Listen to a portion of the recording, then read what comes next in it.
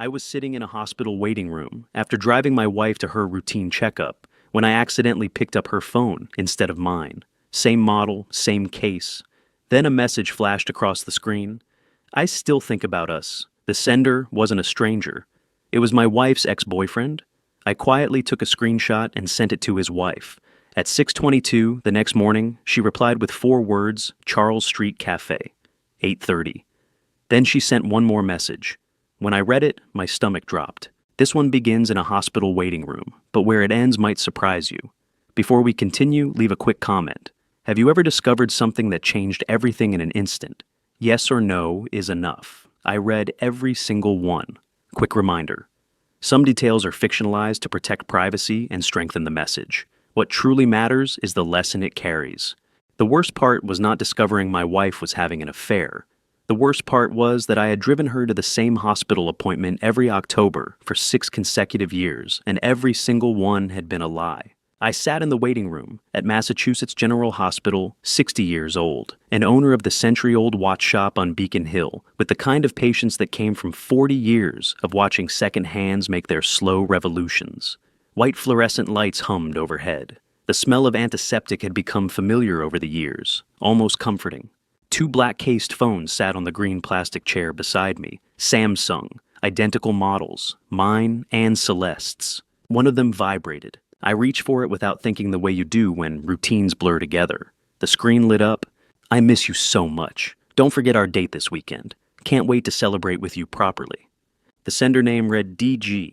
I stared at the words. This was not my phone. This was Celeste's phone. And someone named DG was planning a date with my wife this weekend. The same weekend as her birthday trip to Lake Winnipesaukee. My hands wanted to shake. I have worked with mechanisms smaller than a fingernail for 4 decades, and my hands have never shaken. But now, holding my wife's phone with another man's message glowing on the screen, I felt my fingers begin to tremble. I forced them still. Then I did what any careful craftsman does when he discovers a flaw. I documented it. I pulled out my own phone and photographed her screen. The shutter sound seemed impossibly loud. I checked the image. Clear, readable, time-stamped, evidence. I placed her phone back exactly where it had been, screen side down, 3 inches from the armrest. My heart hammered, but my hands were steady again. The examination room door opened. Celeste Whitfield emerged 56 and dressed in the cream cashmere sweater she always wore to medical appointments. Celeste, who had spent 20 years practicing family law before the appointment started, and the long lunches began, and her practice quietly became something I no longer asked about. With the same reassuring smile she had given me for the past 6 years. All done, she said, picking up her phone without glancing at it. Everything looks good. I stood. That's great, I'm glad. She linked her arm through mine as we walked to the elevator. Her perfume was the same one I had bought her last Christmas. Chanel. She only wore it on special occasions and doctor's appointments. In 6 years, 72 appointments. 72 mornings, I had kissed her forehead and told her I would wait in that green plastic chair. Same time next year, she asked. I looked at her face, the face I had loved, the face that had just lied to me with a smile. In same time next year, I said. We drove home in silence. She hummed along to the radio. I kept both hands on the wheel at 10 and 2. Everything normal, everything fine. I dropped her at our Beacon Hill townhouse and continued to the shop. Whitfield & Sons opened in 1889. My grandfather ran it. My father ran it. Now I run it, though there are no sons to inherit the name. The brass bell above the door chimed once when I entered at 2 in the afternoon. The shop smelled of wood oil and metal polish. 23 antique clocks lined the shelves, ticking in overlapping rhythms. Finn Rossi looked up from his corner workbench. 24 years old, hunched over with a jeweler's loupe pressed to his eye, he worked with the meticulous care of an apprentice who had spent 5 years learning that patience mattered more than speed. You're back early, he said. Everything okay? Everything's fine. I sat at my workbench. A Longinus pocket watch waited for me, its case open movement exposed. 17 jewels, Swiss-made, circa 1920. I picked up my screwdriver. My hand trembled. I set the tool down and folded my hands in my lap. I have taught 3 apprentices over the years, and the first lesson is always the same: never disassemble a mechanism when your hands are shaking. One wrong move, one slipped gear, and you ruin the entire thing. I watched Finn instead. He was removing the balance wheel from a Patek Philippe with the kind of concentration I used to have before this morning, before DG, before I understood that my marriage was a mechanism that had been broken for a long time, and I had simply been too careful to look inside. "Are you feeling all right?" Finn asked without looking up. "You haven't touched the long jeans all afternoon." "Oh, just tired," I said. "You're doing good work." He smiled, pleased. "Good boy. Steady hands. A broken watch doesn't stop being a watch. It just needs someone who understands which gear has failed and has a steady hand to fix it." I could confront Celeste tonight. Walk through the door, throw her phone on the kitchen table, demand to know who DG was and how long this had been happening. But I am a watchmaker. We do not smash mechanisms open with hammers. We study them. We observe how the parts move. We identify the problem before we attempt the repair. 11 days until her birthday. 11 days until whatever she had planned, with DG at the cabin she thought I knew nothing about. 11 days to finish reading the blueprints of this conspiracy. At 6 o'clock I locked the shop door. Finn waved goodnight and headed toward the tea station. I stood alone among the ticking clocks. I wound the old regulator clock on the wall, the one my grandfather installed in 1962. The ticking filled the quiet shop steady and certain. The brass key was warm in my palm. 11 days. I looked down at my hands resting on the workbench in the dimness. They were not shaking anymore. That evening after Celeste went upstairs and I heard the bedroom door close, I sat at my oak desk in the home office and opened my laptop. Rain tapped against the windows. The yellow desk lamp cast a small circle of light in the darkness. The search for DG took me 3 minutes. LinkedIn, Facebook, public records all laid out like gears in a disassembled watch. But discovering he was a divorce lawyer who made his living dismantling marriages, that realization arrived in the space between one heartbeat and the next. Desmond Garrett appeared on the laptop screen in a LinkedIn profile photo, 58 years old, in a navy suit, with the confident smile of a man who had spent 3 decades as partner at a firm specializing in high net worth divorce cases. The firm website listed his expertise: complex property division, business valuation, forensic accounting. He knew every loophole in Massachusetts marriage law. This was not amateur betrayal. This was professional conspiracy. I clicked to his Facebook profile, public. He hadn't bothered to make it private. I scrolled further. His education history listed Boston University class of 1988. Law degree, Boston University School of Law, 1991. I sat back slowly. Celeste had attended Boston University, class of 1990. She had mentioned it dozens of times over our 8 years together, the friends she'd made, the professors she remembered, the brownstone apartment she'd shared near Kenmore Square.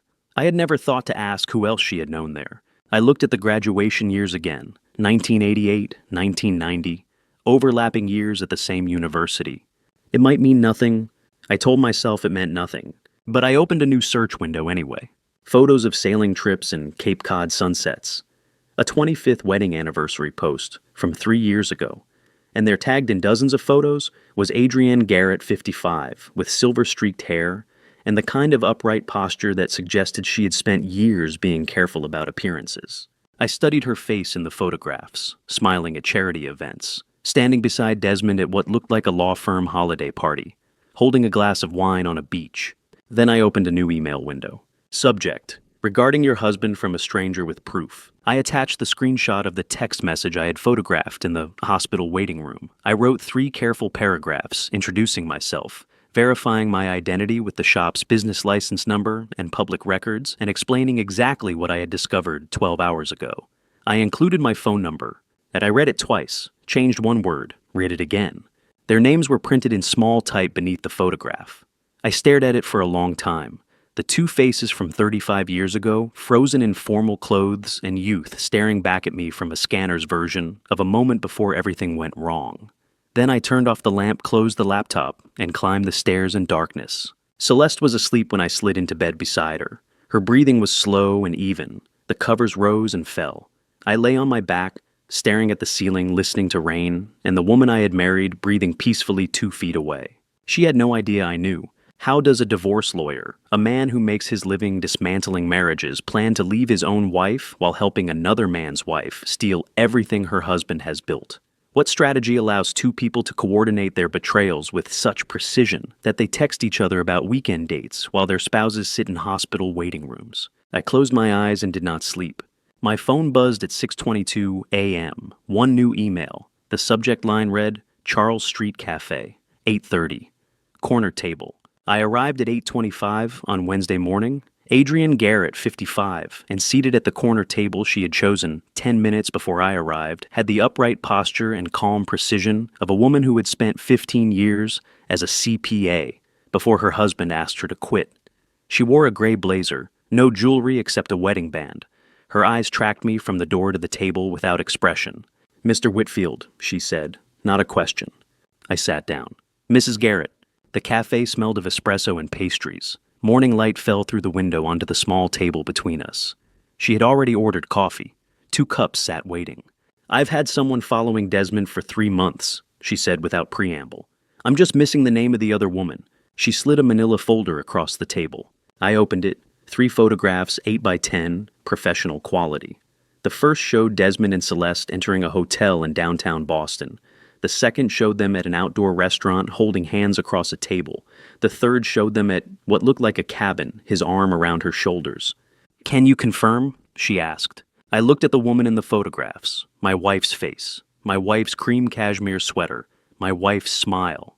As confirmed, I said. Adrienne nodded, once took out a pen and wrote Celeste Whitfield in neat handwriting on the folder tab. I need your help, she said. Adrienne set down her pen and was quiet for a moment. They went to university together, she said. Not a question. Boston University, I said. I found a photograph last night, same graduating years. She nodded once as if confirming something she had already suspected. Desmond mentioned her once 2 years ago, a name from a long time ago. He said his family had pushed them apart when they were young. He made it sound like an old wound. She paused. I didn't think anything of it then. When did they reconnect? I asked. 14 months. Adrienne said. She came to his office. As a client, he said. A referral. Her voice was flat and precise. 14 months. She set down her coffee cup and was quiet for a moment. Her expression shifted from something personal to something precise. 3 weeks ago, I found irregularities in our joint account statements. I've been tracking it since. Desmond transferred $3.8 million out of accounts I didn't know existed. I need to find where it went. Why are you telling me this? Because you're a watchmaker. She took a sip of coffee. You understand mechanisms. You understand how things work when you take them apart piece by piece. And you're angry, but you're not reactive. You waited. You researched. You reached out carefully. She didn't look like someone who was suffering. She looked like someone who had suffered long enough and was now moving to the next step. What do you need? I asked. Time, access to information, patience while we build the case properly. She paused. And I need you not to confront your wife until we understand the full mechanism. I thought of the Longines on my workbench, the patient disassembly, the careful cataloging of each piece. Agreed, I said. She pulled out a business card and slid it across the table. Vernon Sutton, private investigator with a Tremont Street address. He's been documenting everything for 3 months. 847 photographs, financial records, timeline. You should see it all. Tomorrow, I asked. Tomorrow? We sat in silence for a moment. The cafe hummed with morning conversation around us. 2 strangers united by the precision with which they had been betrayed. I picked up the folder. 3 photographs of my wife with a man whose profession was ending marriages. Okay, I said. Let's begin. Adrienne nodded once precise as a signature. Then she said 7 words I didn't expect. And check your wife's yoga bag. Vernon Sutton's office on the 3rd floor of a Tremont Street building smelled like cold coffee and 25 years of police work, and the USB drive he placed on the cluttered desk between us contained 847 photographs that would dismantle my wife's carefully constructed lie. Adrienne sat to my left in a metal folding chair. She had arrived 15 minutes early and was already through her first cup of coffee when I walked in at 9 o'clock Thursday morning. Vernon Sutton, 58. With the assessing gaze of a man who had spent 25 years as a Boston police officer before becoming an independent investigator, looked at me across the cluttered desk with the kind of scrutiny that arrived in the first 3 seconds and decided whether to trust or walk away. You're her husband, he asked. I am. What are you going to do with this information? I thought about the Longines on my workbench, the careful disassembly, the patient cataloging of each gear. Disassemble it properly, I said. Vernon nodded once and opened his laptop. The first photograph appeared on the screen. Desmond Garrett exiting his law office building on State Street, October 3rd, 3:47 p.m. The second showed him entering a parking garage. The third showed him sitting in his car looking at his phone.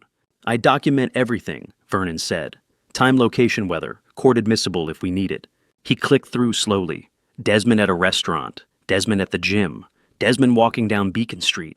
Then photo 12.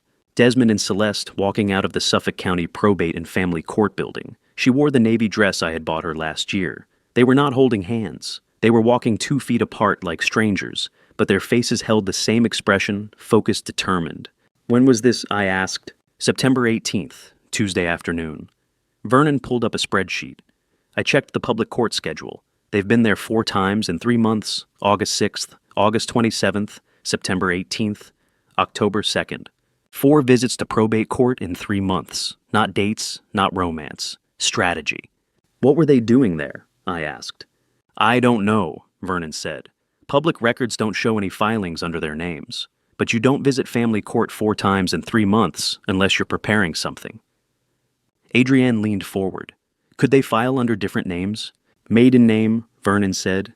"Business entity, trust. There are ways." He clicked through more photographs. Desmond and Celeste at a cafe on Newbury Street. At the Langham Hotel. Walking along the Charles River. At what looked like a cabin with a lake in the background. "That's Lake Winnipesaukee," Vernon said. "September 14th. They spent the weekend there. While I was working at the shop installing a new mainspring in a 1940s Omega, my wife was at a cabin in New Hampshire with a divorce lawyer planning something that required 4 visits to family court." Vernon showed me 23 video clips. Most were silent. Desmond entering buildings, Celeste meeting him at restaurants. But one had audio. September 22nd outside a Starbucks on Boylston Street. Desmond's voice came through the laptop speaker. "Just 8 more weeks, then everything changes." 8 weeks from September 22nd would be mid-November, the week before Thanksgiving. "I have 847 photographs total," Vernon said. Financial records tracking Desmond's account activity, timeline documentation, phone records showing 347 calls between their numbers in 3 months. 347 calls. I sat back in the folding chair. The office was small and cluttered with filing cabinets and old case folders. A window overlooked Tremont Street, where morning traffic moved past in the autumn sunlight. "Thank you," I said quietly. Vernon looked at me. "Mrs. Garrett hired me to document her husband's movements. I did that. Now you're here because your wife is the other person in those movements. So I'll tell you what I told her 3 months ago. If you want to win, you need to be methodical. You need evidence. And you need to not let them know you're building the case until you're ready to file." "I understand," I said. Vernon copied the entire folder onto a second USB drive and handed it to me. "Everything's time-stamped and GPS tagged, admissible in court." I left Vernon's office at 10:30 a.m. Adrienne walked me to my car. "Did you check the yoga bag yet?" she asked. "Not yet. She has yoga this afternoon." "Good," Adrienne said. "Call me after."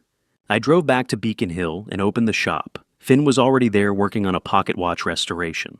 I sat at my workbench and stared at tools I could not bring myself to touch. At 2:15 p.m., Celeste left for yoga class. At 2:30 p.m., I stood in our laundry room, staring at the gray canvas yoga bag hanging on a hook beside the washing machine. The yoga bag looked so ordinary, gray canvas frayed strap, sitting beside the washing machine like it belonged to our normal life. That was what made it terrifying. I lifted it down and unzipped it. The smell was ordinary. Yoga mat, the floral perfume Celeste wore, fabric softener. On top, black leggings, a white towel, a stainless steel water bottle. I lifted the towel. Underneath a Samsung phone without a case. A Langham Boston Hotel key card. A folded document that turned out to be a Lake Winnipesaukee cabin rental agreement made out to C. Callahan Celeste's maiden name. And a small black notebook. I opened the notebook. Celeste's handwriting filled the pages in neat columns. Account numbers, routing numbers, company names. I didn't recognize Callahan Consulting LLC, Portland Properties Trust, Mary Mac Holdings Inc. This was not a love diary. This was financial planning. I pulled out my phone and photographed every page. 23 pages total. Then I replaced everything exactly as I had found it. Towel on top. Leggings arranged the same way. I zipped the bag and hung it back on the hook. 10 minutes later, I heard Celeste's key in the front door. I walked out of the laundry room, closing the door behind me. How was yoga today? I asked. Great, she said, setting down the empty bag that had held an entire conspiracy just hours before. Very relaxing.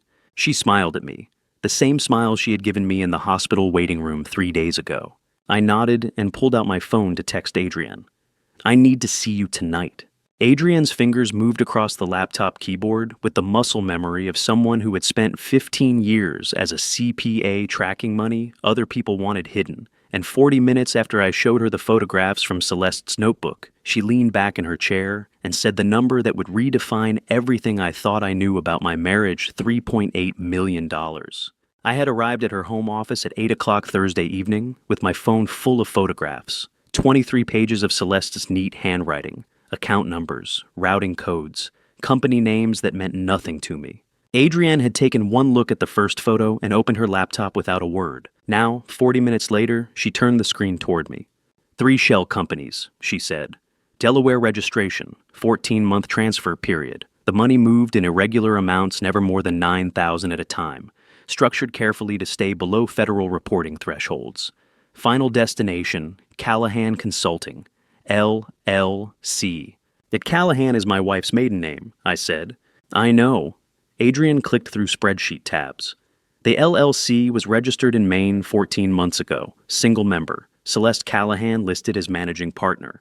Business address is a P.O. box in Portland. Portland, the city where Celeste claimed she had been visiting a college friend twice a month for the past year.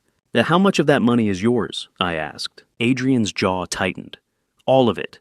Joint account. 28 years of marriage. Money my father left me when he died.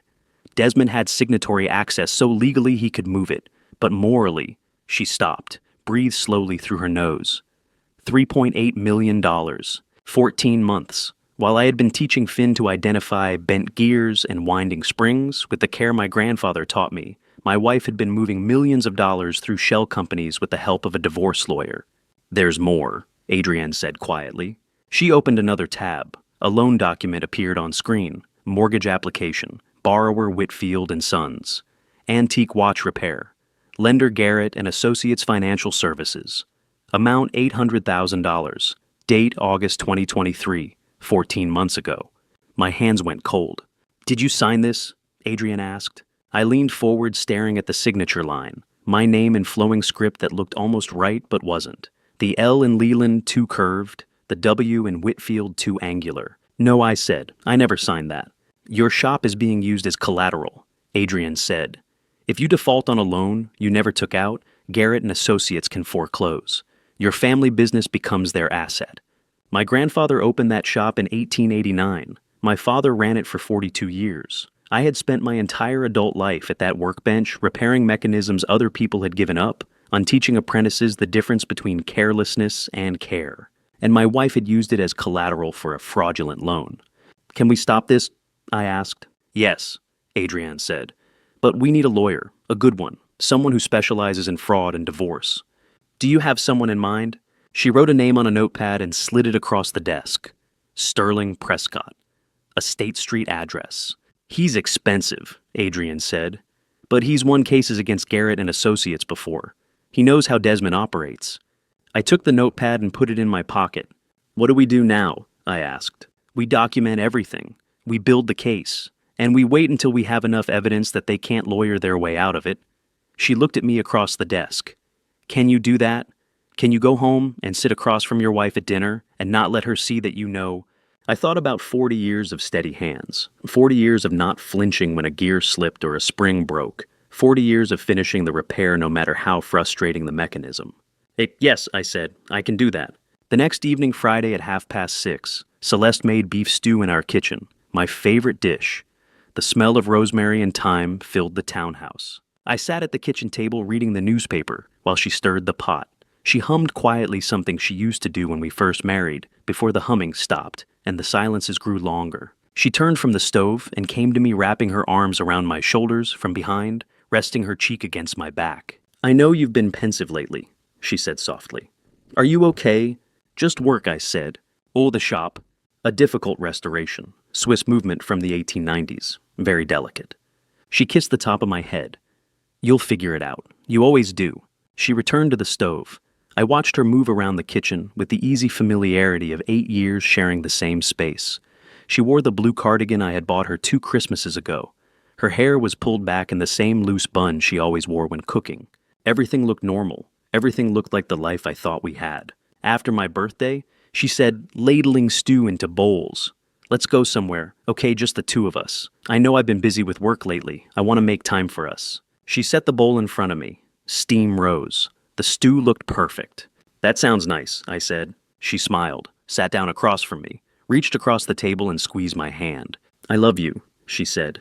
Her kiss felt like a gear that no longer meshed with the rest of the mechanism, physically present, but functionally disconnected, turning in empty space while the rest of the watch had already stopped. I felt nothing, not anger, not pain, just emptiness. That was when I knew I was ready for what was coming. Later, I stood at the kitchen sink, washing dishes while Celeste read in the living room. The wall clock, the one my grandfather installed in 1962, ticked with the steady certainty of a mechanism that had run correctly for 62 years. 8 days until Celeste's birthday. 8 days until whatever she and Desmond had planned would collide with what Adrienne and I were building in the dark. Finn stopped working the small screwdriver, hovering motionless above the watch movement he had been repairing, and looked up at me with the kind of expression that arrives when someone realizes they have been part of something they never understood. It was Friday at 5 o'clock. Closing time. Most of the lights in Whitfield and Sons were already dimmed. Finn had been cleaning his workbench, organizing the tiny tools in their velvet-lined cases, the way I had taught him 5 years ago. Everything in its place, everything accounted for. But now he had stopped moving, just looking at me with that expression. "Are you okay?" he asked quietly. I was standing at my own workbench with a pocket watch I had been pretending to examine for the past 20 minutes. The same pocket watch, the same page of notes, my mind elsewhere. "You've been different these past few days," Finn continued. "Distracted, not yourself." I set down the watch and turned to face him fully. "About 6 months ago," I said carefully, "did Celeste call you, ask about my schedule?" Finn's expression changed. Not confusion exactly, something deeper. The look of a memory connecting with sudden terrible significance. "Yes," he said slowly. "It was April, I think, maybe early May." "What did she ask?" He set down the screwdriver. His hands were shaking slightly, the first time I had seen that in 3 years. "She called on a Tuesday afternoon. You were out delivering a repair to someone in Cambridge. She asked which days you were usually here, and which days you went out on deliveries, which days the shop was quietest." "What did you tell her?" "I told her Tuesdays and Thursdays you usually go out to deliver watches or meet with estate sale contacts, and that I'm the only one here those afternoons." His voice got quieter. "I thought she was planning a surprise, maybe a birthday thing or an anniversary event. I thought I was helping." 6 months. While I had been teaching him to distinguish a broken mainspring from a bent balance wheel, he had been giving my wife the precise schedule she needed to steal my grandfather's legacy. "Did she ever come to the shop on those days?" I asked. "When I was out." Finn's face went pale. "Twice," he said. "Maybe 3 times. She said they were insurance people, updating the business policy. She had me go upstairs to the storage room to find old inventory records while they did paperwork down here. She said it would be faster if I wasn't in the way, that it was boring administrative stuff." He looked down at his hands. "How long were they here?" I asked. "Maybe an hour each time. When I came back down, she thanked me and said everything was handled. Said not to bother you with the details because you hated insurance paperwork." The shop felt very quiet. The ticking of 23 clocks filled the space between us. "Who came with her?" I asked. "A man in a suit, older, silver hair, expensive briefcase. He looked like a lawyer or businessman. And once there was a woman with him, younger, maybe 30s, with a laptop. Desmond Garrett, and probably a notary.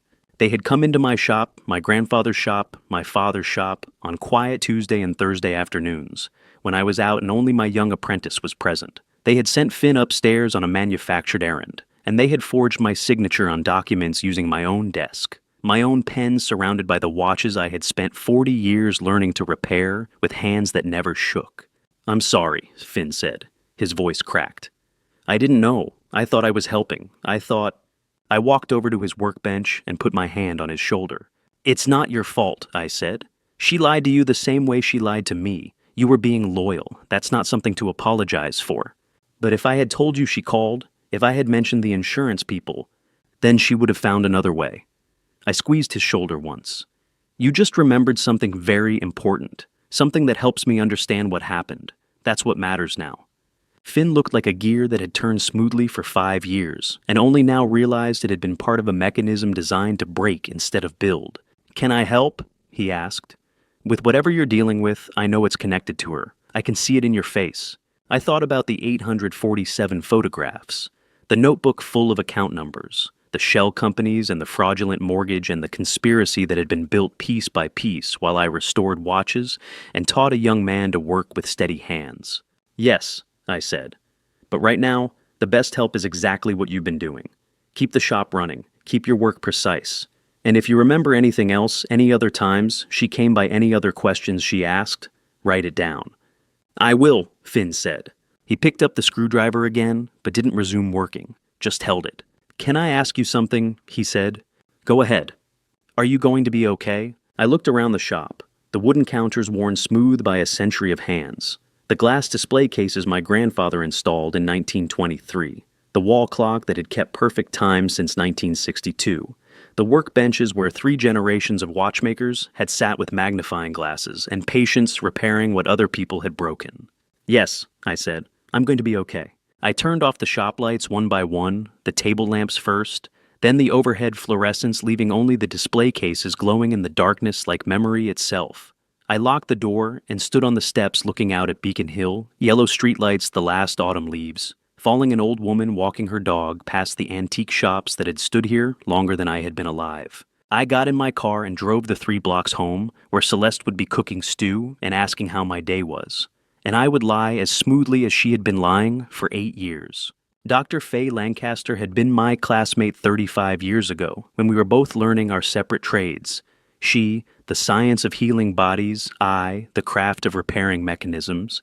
And when I found her in the MGH corridor on Saturday morning and asked her the question I had been carrying since Thursday, I watched her face change as she understood what 6 years of hospital visits really meant. I had driven to Massachusetts General Hospital at 10 o'clock, parking in the same garage I had used 6 times a year for 6 consecutive years. The elevator still smelled like antiseptic. The corridor still had those same green plastic chairs arranged in clusters near the windows. Dr. Faye Lancaster, 55, in her white lab coat, with her name embroidered in blue thread, had been my classmate when we were both 20 and choosing the professions that would define our lives. She had gone to medical school. I had apprenticed with my father at the watch shop. We had stayed in touch through Christmas cards and occasional coffee when our paths crossed. She was standing near the nurse's station reviewing a chart. When she saw me, her expression shifted from professional focus to genuine surprise. "Miss Leland," she said, "what are you doing here on a Saturday? Is everything okay?" "I need to ask you something," I said, not as a patient, as someone who understands how this place works. She studied my face. "Let's talk over here." We walked to a quiet corner by a window overlooking the hospital courtyard. Saturday morning light fell across the linoleum. If a patient comes for checkups every year for 6 years, I said carefully, what would the record show? She tilted her head slightly. Every visit would have test results, diagnosis codes, doctor's notes, prescriptions if needed. Why do you ask? I pulled out a folded paper from my jacket pocket. 6 years of appointments written in my own handwriting from our family calendar. Same dates every October, same hospital, same claim of routine checkup. My wife has been coming here every October for 6 years, I said. She tells me it's for annual checkups, but I've never seen test results sent home. No follow-up calls, no changes to her routine. Faye looked at the paper. Her professional mask slipped for just a moment. "Leland," she said quietly, "healthy people don't need these regular checkups unless there's a specific chronic diagnosis. And if there is such a diagnosis, test results should be sent home as per regulations. Labs, imaging, everything gets mailed or emailed to the patient within 72 hours. 72 appointments, 72 mornings." I had driven her to this hospital, kissed her forehead in that green plastic waiting room chair, told her I would be right there when she came out. 72 mornings, she had walked into an examination room for appointments that never existed. Where was she going? I asked. Faye handed back the paper. I can't check records without her consent, HIPAA. But if she's been telling you she has annual checkups for 6 years without a diagnosed condition requiring monitoring, and you've never received documentation, She paused. I'm sorry, Leland. Don't be, I said. You just confirmed what I needed to know. She touched my arm briefly. Are you okay? I will be, I said. I left the hospital at 10:45 and drove to State Street. Sterling Prescott's office at Prescott and Hale occupied the 8th floor of a building that overlooked Boston Harbor. Mahogany bookshelves lined the walls. 30 years of marriage and property law sat in leather-bound volumes behind his desk. Sterling Prescott, 62, with gray hair and reading glasses that hung on a chain around his neck, examined the property records with the precision of a man who had seen every variation of betrayal that paper could document. Whitfield and Sons, he said, reading from the screen. Jointly owned, you and Celeste Whitfield. Property deed transferred and refiled 2016 when his father retired and signed the business over to him. But there's a mortgage here, $800,000, filed August 2023. Lender Garrett and Associates Financial Services. Shop used as collateral. He clicked through several pages, then placed a photocopy on the polished desk between us. Did you sign this document? He asked. I looked at the signature line. My name in flowing script. Almost right. But the L in Leland was too curved. The W in Whitfield too angular. The way someone would write if they were copying my signature from a sample rather than signing naturally. Note I said. Sterling took off his glasses and leaned back in his leather chair. Jointly owned Massachusetts property requires both spouses to sign for any mortgage or lien, he said. If you didn't sign this, and will need handwriting verification from a forensic expert, this contract is void from the start.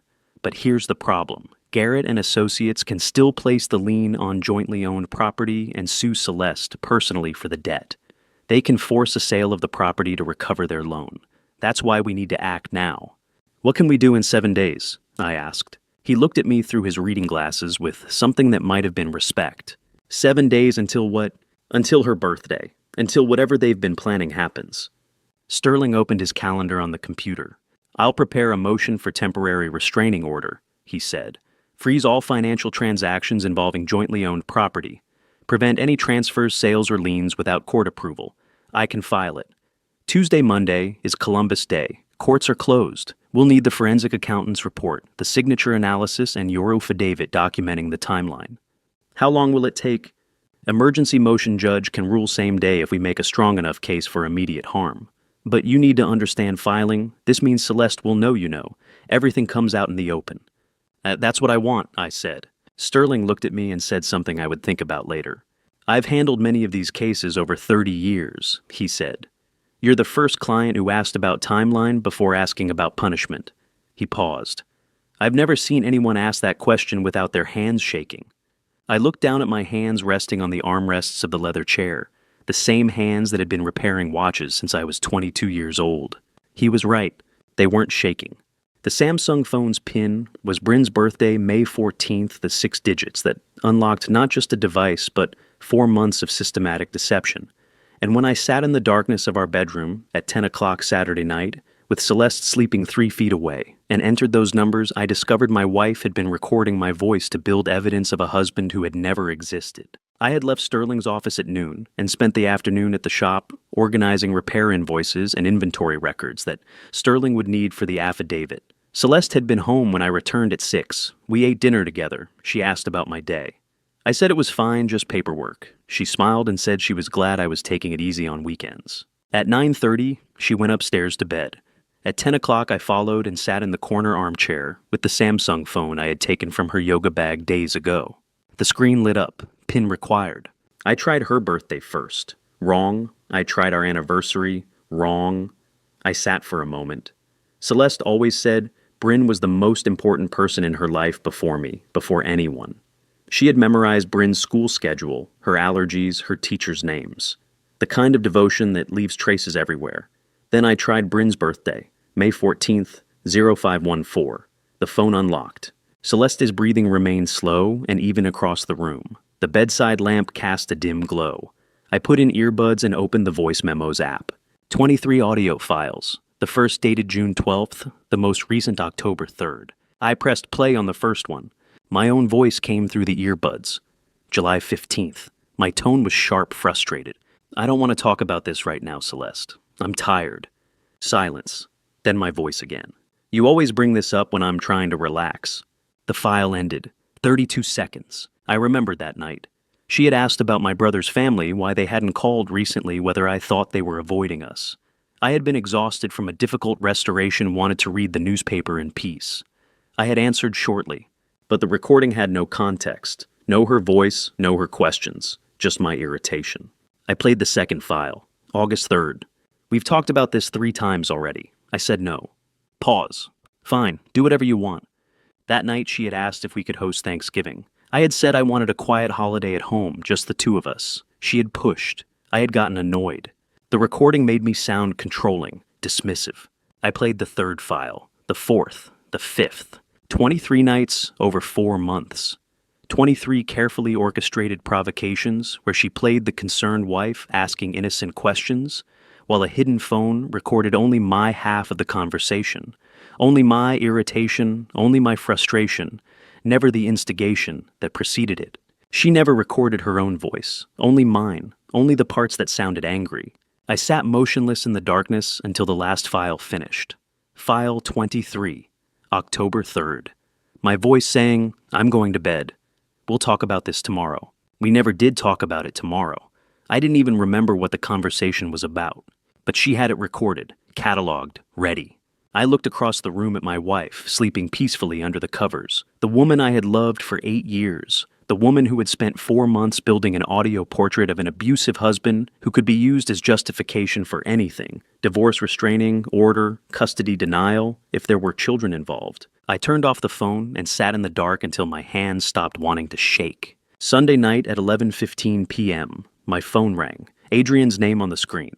I was in my home office with the door closed. Celeste was asleep upstairs. I found it, Adrienne said. Her voice had an eerie calm, the kind that arrives when you've been looking at numbers so long they stop meaning money and start meaning evidence. Found what? The final destination, all of it. I heard papers rustling through the phone. Callahan Consulting, LLC, has an account linked to escrow on a 4-bedroom house, she said. Ocean Views, Portland, Maine. Deposit was made 3 months ago. Purchase price $2.1 million. Escrow is scheduled to close in 6 days. 6 days, I repeated. October 18th, your wife's birthday weekend.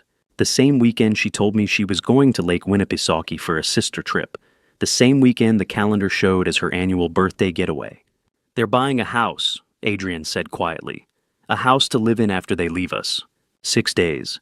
In 6 days, a mechanism that had taken 8 years to construct, built with forged signatures, shell companies, and strategic recordings, would either succeed in taking everything or break apart under the weight of its own deception. Yet, can we freeze the escrow? I asked. That's why I'm calling. Your lawyer Sterling needs to file the motion for temporary restraining order by Tuesday. If he can get an emergency hearing, a judge can freeze all financial transactions pending investigation. But it has to be Tuesday. Columbus Day tomorrow means courts are closed. I'll call him first thing Tuesday morning, I said.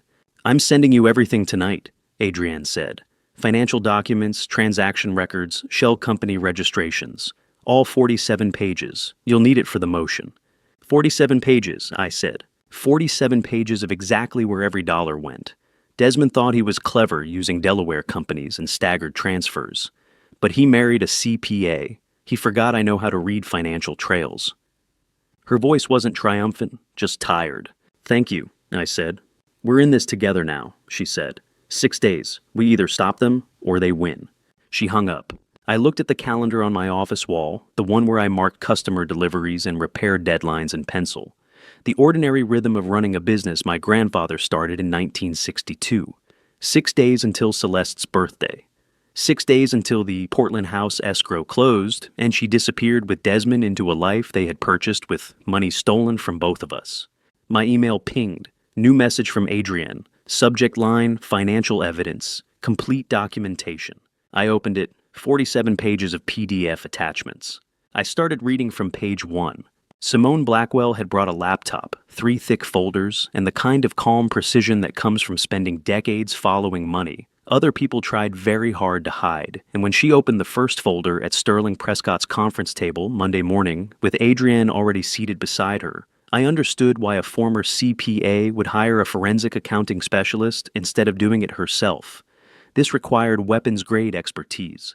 I had spent Sunday night reading all 47 pages. The transactions were intricate dozens of smaller transfers designed to avoid federal reporting thresholds. Shell companies nested inside other shell companies, accounts that opened and closed within weeks. By myself, I would have seen the pattern but missed the proof.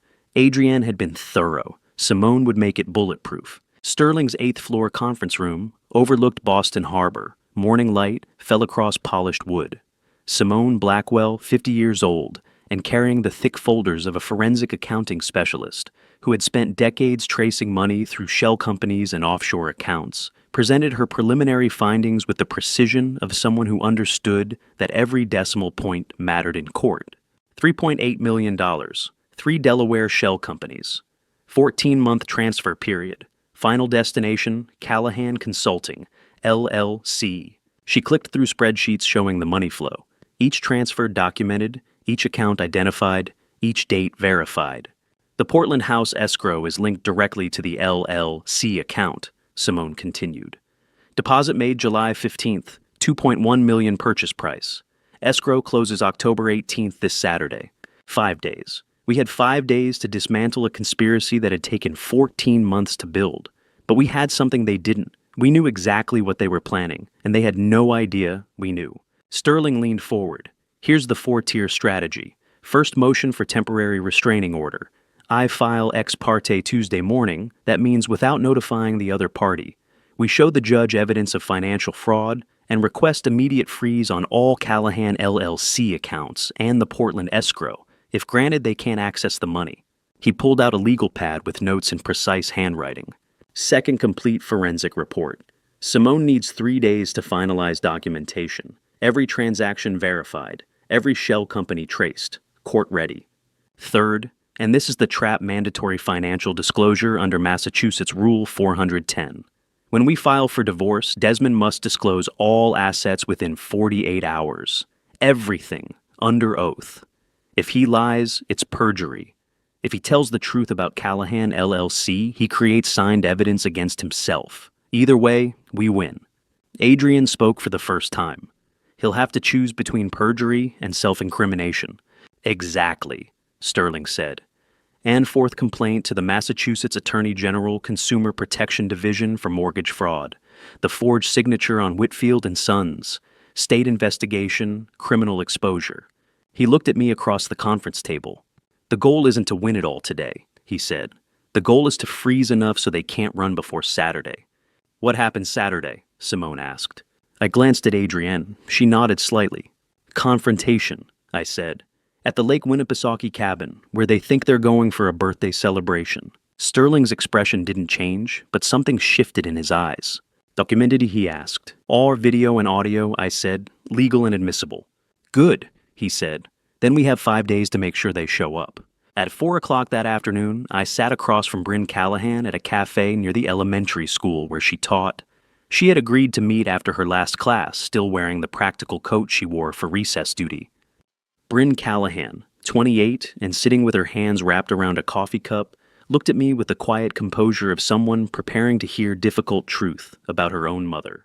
I told her everything. The affair, the shell companies, the forged mortgage, the Portland house, the audio recordings, the planned escape on her mother's birthday weekend. She didn't cry, didn't shout, just listened with the same focused attention she probably used when a student came to her with something they were afraid to say. When I finished, she set down her coffee cup.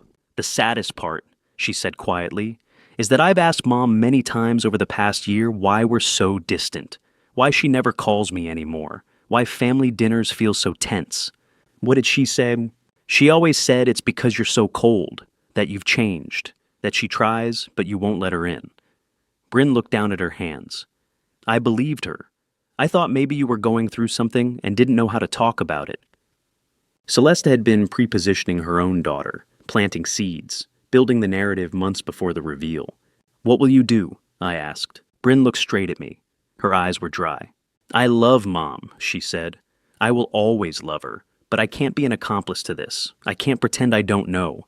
She was 28 years old, asking her stepfather what she could do to help expose her own mother's conspiracy. That kind of courage doesn't announce itself with fanfare. It just sits across from you in a Cambridge cafe and asks one simple question. What do you need me to do? She asked. Be at the cabin on Saturday, I said. Before your mother arrives, we need you there outside first to document their arrival, then inside with us when they come in. Legal voluntary documented. Sterling confirmed it's admissible. She nodded once, no further questions.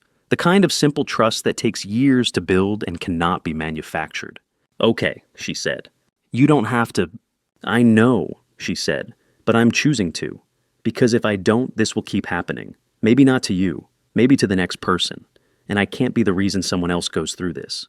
I looked at the young woman who had first called me by my first name at Celeste's birthday dinner, 2 years after the wedding, tentative then warm, then easy. The young woman who had invited me to her college graduation when Celeste said I didn't need to come. Thank you, I said. She picked up her coffee cup with both hands. Saturday, she said. I'll be there. That was the moment I knew I had been right to tell her first, before anyone else had the chance to shape the story.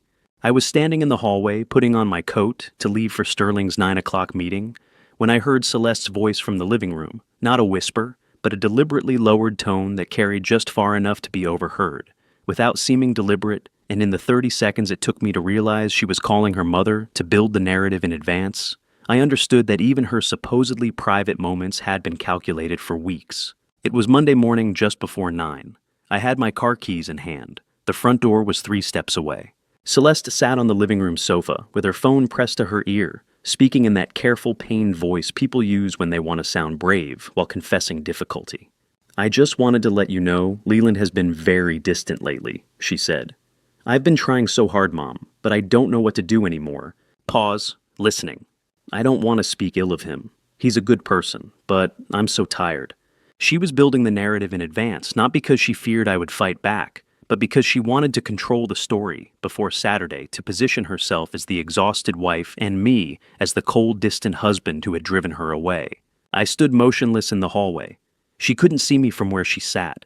I'm going up to the cabin for my birthday, she continued. Maybe some time away will help me think clearly. I walked quietly out the front door and sat in my car, pulled out my phone, found Helene's number, Celeste's mother, a woman I had known for 8 years, who had welcomed me into the family with warmth I had not expected.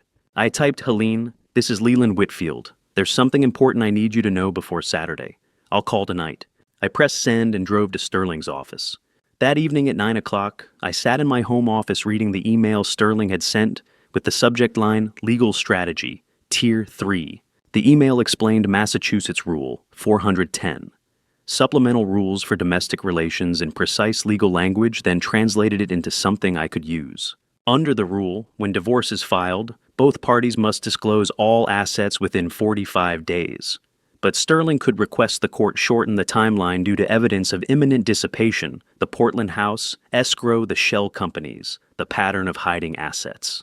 The Portland House, escrow the shell companies, the pattern of hiding assets. When Desmond received the mandatory financial disclosure order, he would have 2 choices lie under oath and commit perjury, or tell the truth and create signed evidence of every transaction involving Callahan Consulting LLC. Either way, we won. Sterling's email ended with a sentence I read twice. This is the trap the law allows us to set. We don't need to do anything except file for divorce and request urgent mandatory disclosure. The law had created something I could never have engineered on my own, a mechanism where Desmond's only choice was to sign his name under oath to evidence that would dismantle everything he and Celeste had built. I looked at the Samsung phone sitting on my desk, the 23 audio recordings, the carefully edited portrait of an angry husband. I didn't need to use it. The law would do the work for me. At 10:30 p.m., my phone rang. Vernon. End of day report, he said without preamble. Followed Desmond all day. Normal office morning, client meetings, lunch at his desk. And the afternoon, I asked. Unusual meeting. 3 o'clock at a Starbucks on Newbury Street. He met with another lawyer woman, mid-40s. I ran her plates. Elaine Morrison. Specializes in protective orders and emergency custody. Desmond was preparing his own legal strategy, planning for the moment when everything came out. What do you think it means? I asked. It means he's smart enough to know there might be consequences, Vernon said. But he doesn't know you're already 3 steps ahead. Vernon paused. I've been doing this 20 years, he said. Followed a lot of people in bad situations. You're the calmest person I've ever worked with in a situation like this. I'm not calm, I said. I just have enough to do, so I don't have time to panic. Vernon laughed a short, genuine sound. Yes, that's wisdom, he said. Most people panic first and plan later. You're doing it backward. Will you be at the cabin Saturday? I asked. You want me inside or outside? Outside. Just stand in the parking lot. Let them see you when they arrive. Let them know this was documented from the beginning. I can do that, Vernon said. 5 days. 5 days, I repeated. After hanging up, I sat at my desk in the quiet house. Celeste was asleep upstairs. The wall clock ticked steadily, the one my grandfather had installed in this office in 1962, back when the house had been his before it became mine. I opened the desk drawer and took out the small black velvet box, the one that had sat on Celeste's bedside table for 8 years, until yesterday, when I had removed it while she was in the shower. Inside was her wedding ring, the gold band I had placed on her finger in 2016 when I believed vows meant something permanent. I had chosen it carefully, simple, classic. The jeweler had engraved the inside with our initials and wedding date. She had cried when I showed it to her. Happy tears, she said. I held the ring under the desk lamp. The gold caught the light. Then I placed it carefully in the birthday gift box I had been assembling all week. The box already contained the divorce papers Sterling had prepared printed on heavy legal stock with my signature notarized, the house keys to our Beacon Hill townhouse. I had a spare set cut at the hardware store on Charles Street Thursday afternoon, matching her keychain exactly, and left the originals on the hook where she would find them. She would not miss what appeared unchanged. The ring was different. I had placed a thin strip of tape inside her jewelry box, covering the space where the ring sat. She rarely opened that box anymore, not since she had begun wearing his ring instead. Sunday night I removed the wedding ring and left the tape undisturbed. She would not look. She had no reason to. And now both were in the box. Everything she thought she had, the marriage, the home, the legitimacy would be in this silver-wrapped box when she opened it at the cabin Saturday. 5 days until Saturday. 5 days until she opened this gift and understood that everything she had planned for months had been dismantled with the same precision I used to repair the watches my grandfather taught me to fix. I closed the gift box and tied the white ribbon. The mechanism was complete. Now we just had to let it run. The text from Sterling arrived at 4:45 on Tuesday afternoon with just 11 words. Motion filed, 4:30 p.m. Ex parte, court reviews without notice. Wait. And I set my phone down on the workbench beside the pocket watch I had been repairing for a customer in Brookline, understanding that the first legal gear had engaged and everything else would follow its own mechanical sequence, whether I watched or not. I was alone in the shop. Finn had left early for a dentist appointment. The afternoon light fell through the front windows across rows of antique clocks, all ticking in their overlapping rhythms. I picked up the phone and read Sterling's text again. Motion for temporary restraining order filed with probate and family court. Ex parte, meaning the court would review the evidence and potentially grant the order without notifying Desmond or Celeste until after the decision. No chance to hide assets, no chance to transfer money, no warning. If the judge found sufficient evidence of imminent harm, the Portland House escrow closing Saturday, the shell companies, the forged mortgage, the order would freeze everything. Callahan Consulting, LLC. The Portland escrow. Every account connected to either name. Sterling's text continued. Response may come within 24 to 48 business hours. I have attached Simone's complete forensic report and Portland escrow schedule. Wait, I set the phone down and picked up the pocket watch. A 1920s Longines. The customer's grandfather had carried it through World War II. The mainspring needed replacing. I worked steadily until closing. When Finn returned at 5:30, he found me at the workbench assembling the movement. Good news, he asked, hanging up his coat. I looked up. What makes you think that? Your shoulders, he said. They dropped. First time in days you don't look like you're carrying something heavy. I smiled slightly. A gear has just fallen into place. The difficult repair. And something like that, I said. Wednesday passed. No word from Sterling. I worked at the shop, came home at 6. Celeste made pasta. We ate at the kitchen table discussing ordinary things, her upcoming trip to the cabin, whether we needed to winterize the townhouse gutters, what time I would open the shop Saturday. She was performing normalcy, so was I. Thursday morning, afternoon, evening passed. I checked my phone more than usual, tried not to show it. At the shop, Finn noticed. Waiting for something, he asked Thursday afternoon, while organizing the tool drawer. An important call, I said, should come soon. 4 days. In 4 days, either the court would freeze everything before Saturday, or Celeste and Desmond would close on their Portland house and disappear into a life they had purchased with money stolen from both of us. Thursday dinner was silent. Celeste asked if everything was okay. I said I was just tired, work had been busy. She nodded and cleared the dishes. Waiting for a court to act is like watching a watch mechanism operate in slow motion. You know exactly what each gear should do and when, but you cannot reach inside the glass case to make it move faster, no matter how urgently you need it to complete its cycle.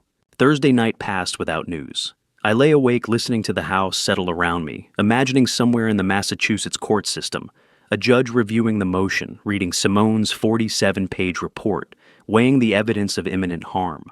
I didn't know what happened until Friday morning. Friday at 9 o'clock, I was in the kitchen making coffee when Celeste came downstairs. She wore the cream sweater. Her face looked pale. She picked up her phone from the counter and walked to the window, dialed, waited. I poured water into the coffee maker. The sound filled the kitchen. "Have you received the notification?" she said into the phone. Her voice was a shaky whisper, but the kitchen was small. I heard every word. Pause, listening. The account, there's a problem. Another pause, longer. But if Leland knew, her voice dropped even lower. I pressed the button on the coffee maker. It began to brew with the familiar gurgling sound. "Okay," she said finally. "Saturday. We'll figure it out Saturday." She hung up. Stood at the window for a long moment, staring out at the October morning. Her hand trembled slightly. I poured 2 cups of coffee, added cream to hers the way she liked it, placed the cup on the counter beside her. "Your coffee," I said. She turned, looked at me. Her eyes searched my face for something, recognition, awareness, any sign that I knew what had just happened on that phone call. I met her gaze calmly. "Thank you," she said quietly. We stood at opposite ends of the kitchen counter and drank our coffee in silence. The coffee maker gurgled its final drops. The kitchen clock ticked. Outside, a car alarm went off and stopped. The silence was as heavy as concrete. Both of us knew. She knew the accounts were frozen. I knew she knew. But neither of us said it aloud. She took 3 more sips, then set down her cup. Still half full, steam rose from the surface. "I need to finish packing," she said. "For tomorrow," I said. "For my birthday."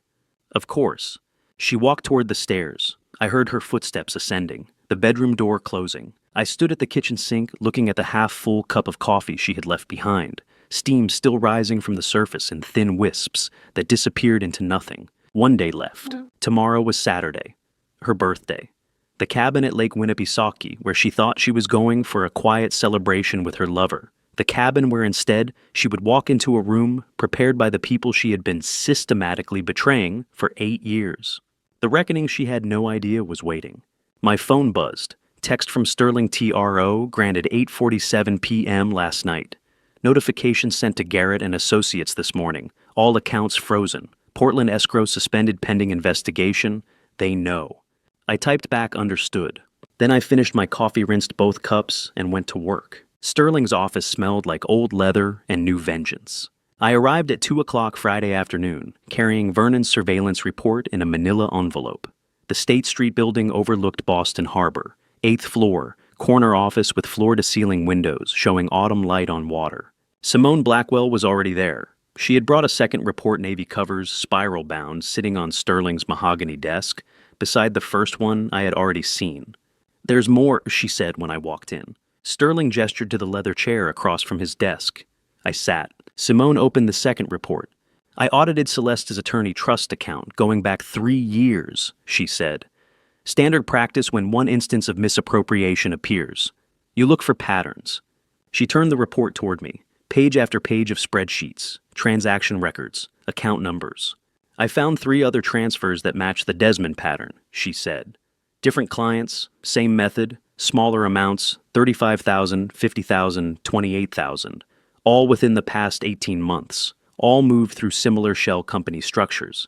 She wasn't opportunistic. She was systematic. "How much total?" I asked. "Including the Desmond transfer, just over $300,000. Sterling leaned back in his chair. "The bar complaint addresses all of it." He pulled out 3 identical documents, 14 pages each, printed on heavy legal stock. "Board of Bar Overseers complaint," he said. 3 copies, 3 formal allegations. He walked through each one. Allegation 1, misappropriation of client trust funds. The pattern Simone had discovered, $300,000 over 18 months. Allegation 2, conflict of interest, representing me as a client while actively conspiring with Desmond Garrett to defraud me. Allegation 3, fraudulent transfer of marital assets, the Portland House, the shell companies, the systematic hiding of money that should have been disclosed. While Simone walked through page 23 of the forensic report, a detailed spreadsheet showing Celeste's trust account activity month by month, my vision blurred. Not tears. The same optical migraine symptom I'd had years ago. Stress-induced. I gripped the arm of the leather chair, focused on the harbor view through the windows, sailboats, distant islands. The blur faded. "Are you okay?" Sterling asked. "I'm fine," I said. He studied me for a moment, then continued. "The BBO investigation takes 60 to 90 days, he said. They'll interview witnesses, review evidence, examine her trust account records. If they find probable cause, she'll be suspended pending full hearing. If the allegations are proven, disbarment is likely." He slid the signature page across his desk. "If this makes everything public," he said. "Permanent. There's no walking it back once you sign." I looked at the document. 3 copies, 3 signature lines. I picked up the pen of Mont Blanc blue ink and signed the first copy. Leland J. Whitfield. The ink was smooth. I signed the second copy, the third. Sterling witnessed each signature, then took out his brass notary seal embosser. He aligned it carefully on each page and pressed. The sound was mechanical, final, irreversible. "We filed this Monday morning," he said. I nodded.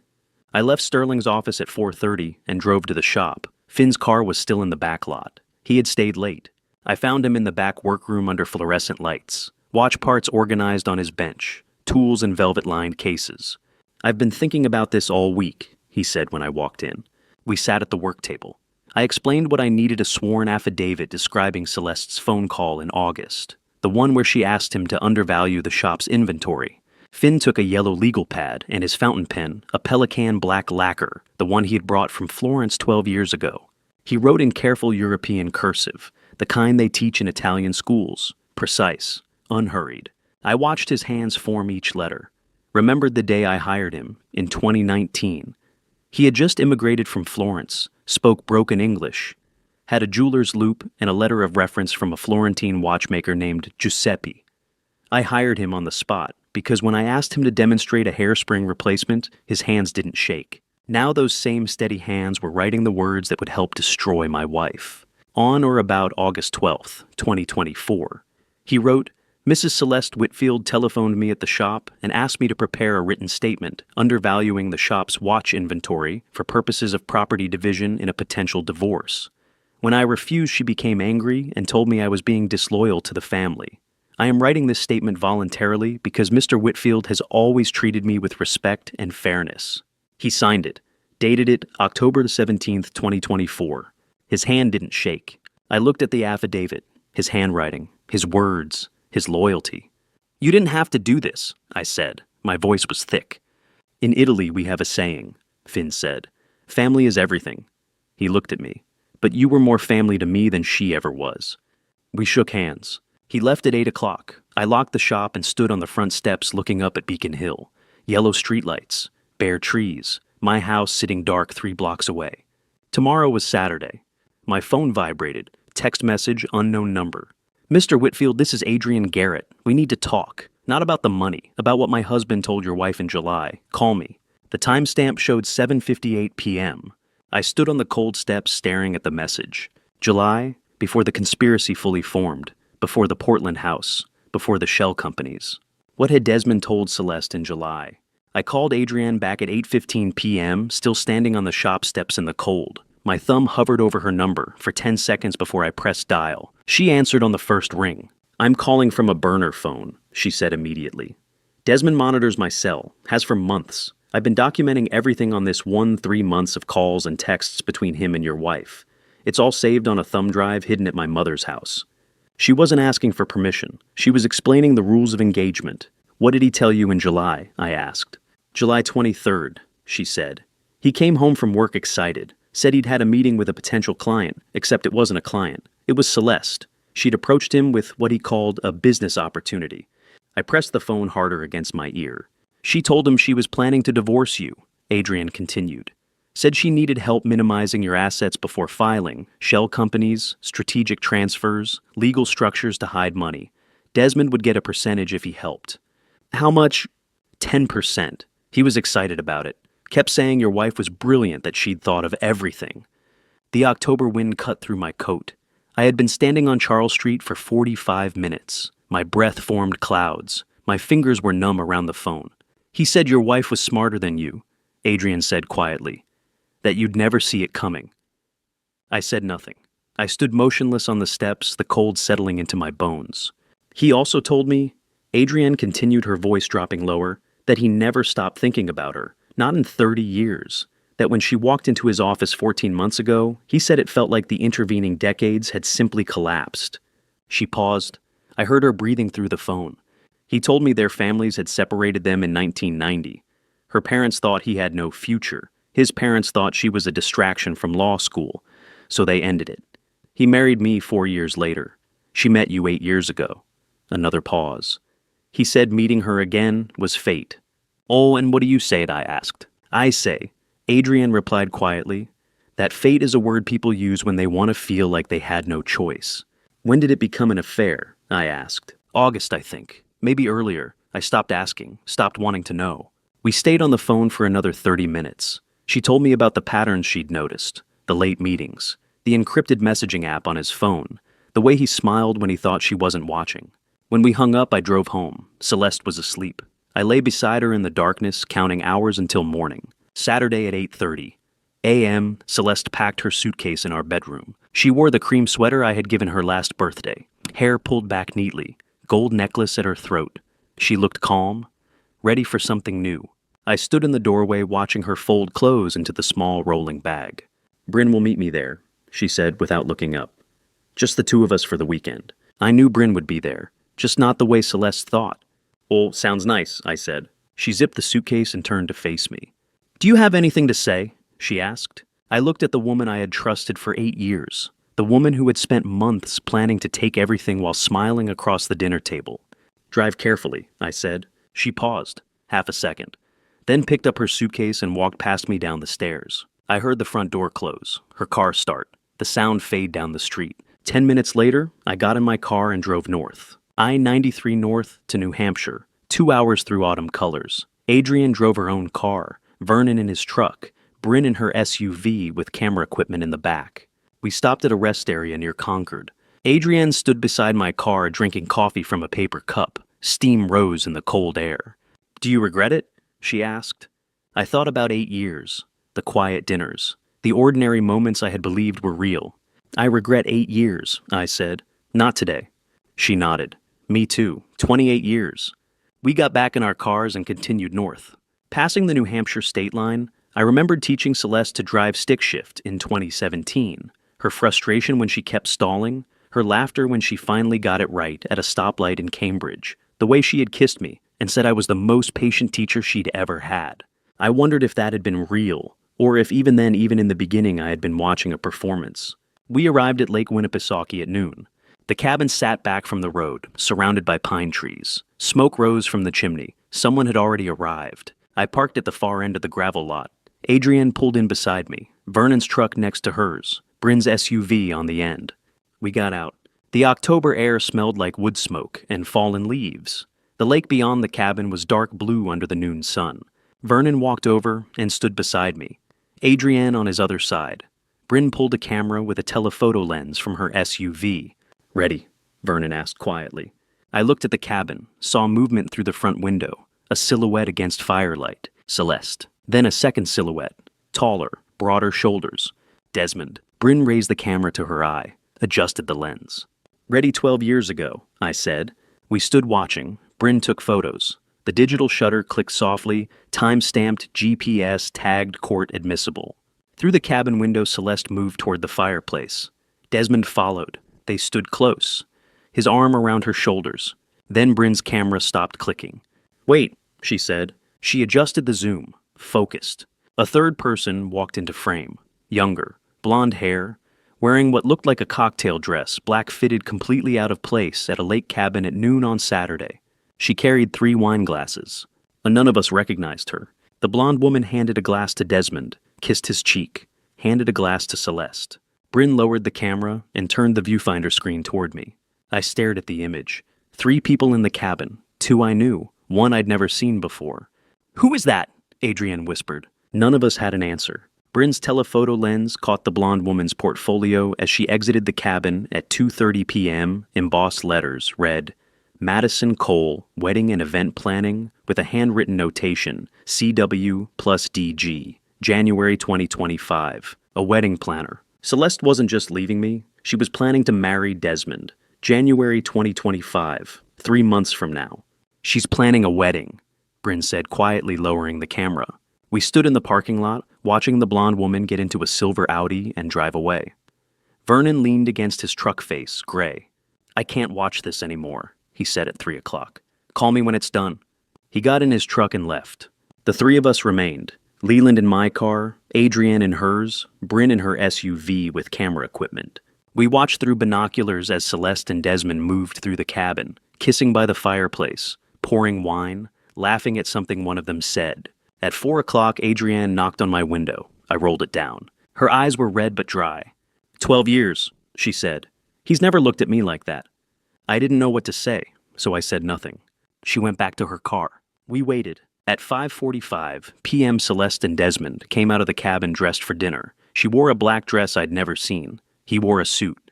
They got into his car, a BMW, and drove toward town. Bryn appeared at my window. They just left, she said. We have maybe 90 minutes. We entered the cabin at 6:20 p.m. using the access code Bryn had extracted from Celeste's Samsung phone backup. 6 digits. The door unlocked. Inside the cabin was immaculate the work of the wedding planner we had watched leave at 2:30. Fresh roses in a vase on the dining table, champagne on ice, candles waiting to be lit, the bed turned down with rose petals scattered across white sheets. She had prepared everything and stepped away before Celeste and Desmond settled in for the afternoon. A final professional touch before the celebration she had been hired to arrange. A romantic birthday celebration that would never happen. We cleared the dining table and began laying out evidence. Printed text messages, financial records showing the shell companies, the Langham Hotel key card, Simone's forensic report, 47 pages bound in navy covers, the temporary restraining order, Vernon's affidavit, Finn's affidavit, the cabin rental agreement signed C. Callahan. Adrienne arranged them like exhibits in a courtroom, each document placed precisely. In the center of the table, I placed the silver gift box I had wrapped at home, white ribbon tied in a bow. Inside, the house keys to our Beacon Hill townhouse, Celeste's wedding ring, the one I had taken from her jewelry box 3 days ago, the divorce petition Sterling had prepared, and the original screenshot of the text message that had started everything. My hands shook as I placed the wedding ring inside the box, the same ring I had slid onto her finger 8 years ago, in a small ceremony at City Hall. Both of us crying with happiness, both of us believing it would last. I closed the box and tied the ribbon. Bryn set up her camera in the hallway corner, aimed at the dining table, red recording light on. "Oh, a camera's recording," she said. "Audio's live, everything's time-stamped." We turned off the cabin lights, left only the small table lamp beside the evidence. Then we moved into the hallway and waited in the shadows. How many Saturday nights had I closed the shop alone, while Celeste claimed she was working late at the office? How many times had she been here instead in this cabin in Desmond's arms, planning the life they would build after they destroyed mine? At 6:40 p.m. we heard car doors, voices outside, Celeste's laugh, genuine crystalline, the laugh I had first heard 9 years ago at an art gallery opening in Cambridge, the sound that had made me turn around, the sound I had fallen in love with. Today it sounded like glass breaking. Desmond's voice muffled through the door. "Happy birthday, beautiful!" Celeste laughing, "You spoil me." Footsteps on the wooden porch. A key in the lock. The door swung open. Celeste walked in first. She wore the cream sweater from this morning, hair down around her shoulders, face radiant with joy. Desmond followed, carrying overnight bags and a bottle of wine. Neither of them looked at the dining table yet. They were looking at each other. Light from the doorway illuminated the evidence spread before them. Photographs, documents. The silver gift box with white ribbon. Celeste stepped fully into the cabin, reached back to take Desmond's hand. That's when I saw it.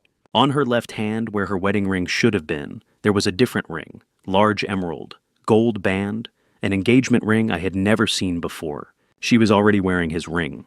Celeste's eyes swept across the room, started to smile at the roses, the champagne. Then her gaze landed on the dining table, on the photographs arranged like playing cards, on the financial documents, on the silver gift box. Her smile faltered. Her hand tightened on Desmond's. One more second before she understood. One more second before she saw everything. Celeste's eyes locked onto the silver gift box. Her breath caught. Then she saw the photographs arranged like playing cards, and her face went white. Leland. Her voice was small, uncertain, nothing like the confident woman who had orchestrated my ruin. What is this? Desmond stepped forward, his attorney instincts kicking in, even as confusion clouded his features. His hand reached for Celeste's elbow, steadying her. That was when I stepped out from the hallway shadows. Adrienne emerged beside me, phone held at chest height. The tiny red recording light blinked steadily. Bryn followed, her expression unreadable, but her posture radiating quiet authority. Celeste's gasp cut through the cabin's stillness. How did you... Lake Winnipesaukee, I said quietly. You told me you were at the Mandarin Oriental Spa. Sterling asked the concierge. You never checked in. Desmond's complexion shifted from tan to ash. His eyes darted between the evidence table and the three of us calculating odds that had already collapsed to zero. This is... He started, but I raised one finger. Quiet, Mr. Garrett. You'll want to hear this. I set my phone on the evidence table and tapped the speaker icon. Sterling Prescott's voice filled the cabin with the crisp authority of a federal prosecutor. Ms. Whitfield, Mr. Garrett, this is Sterling Prescott of Prescott and Hale. As of 4:47 p.m., today a temporary restraining order has been issued against both of you, prohibiting any contact with Leland Whitfield or interference with Whitfield and Sons timepieces. Additionally, a formal complaint has been filed with the Massachusetts Board of Bar Overseers regarding Mr. Garrett's conduct. You'll receive service of process within 72 hours. The silence that followed was absolute. Celeste's fingers trembled as she reached for the arm of the leather sofa. But she didn't sit. Instead, she steadied herself and took 3 measured steps toward the evidence table.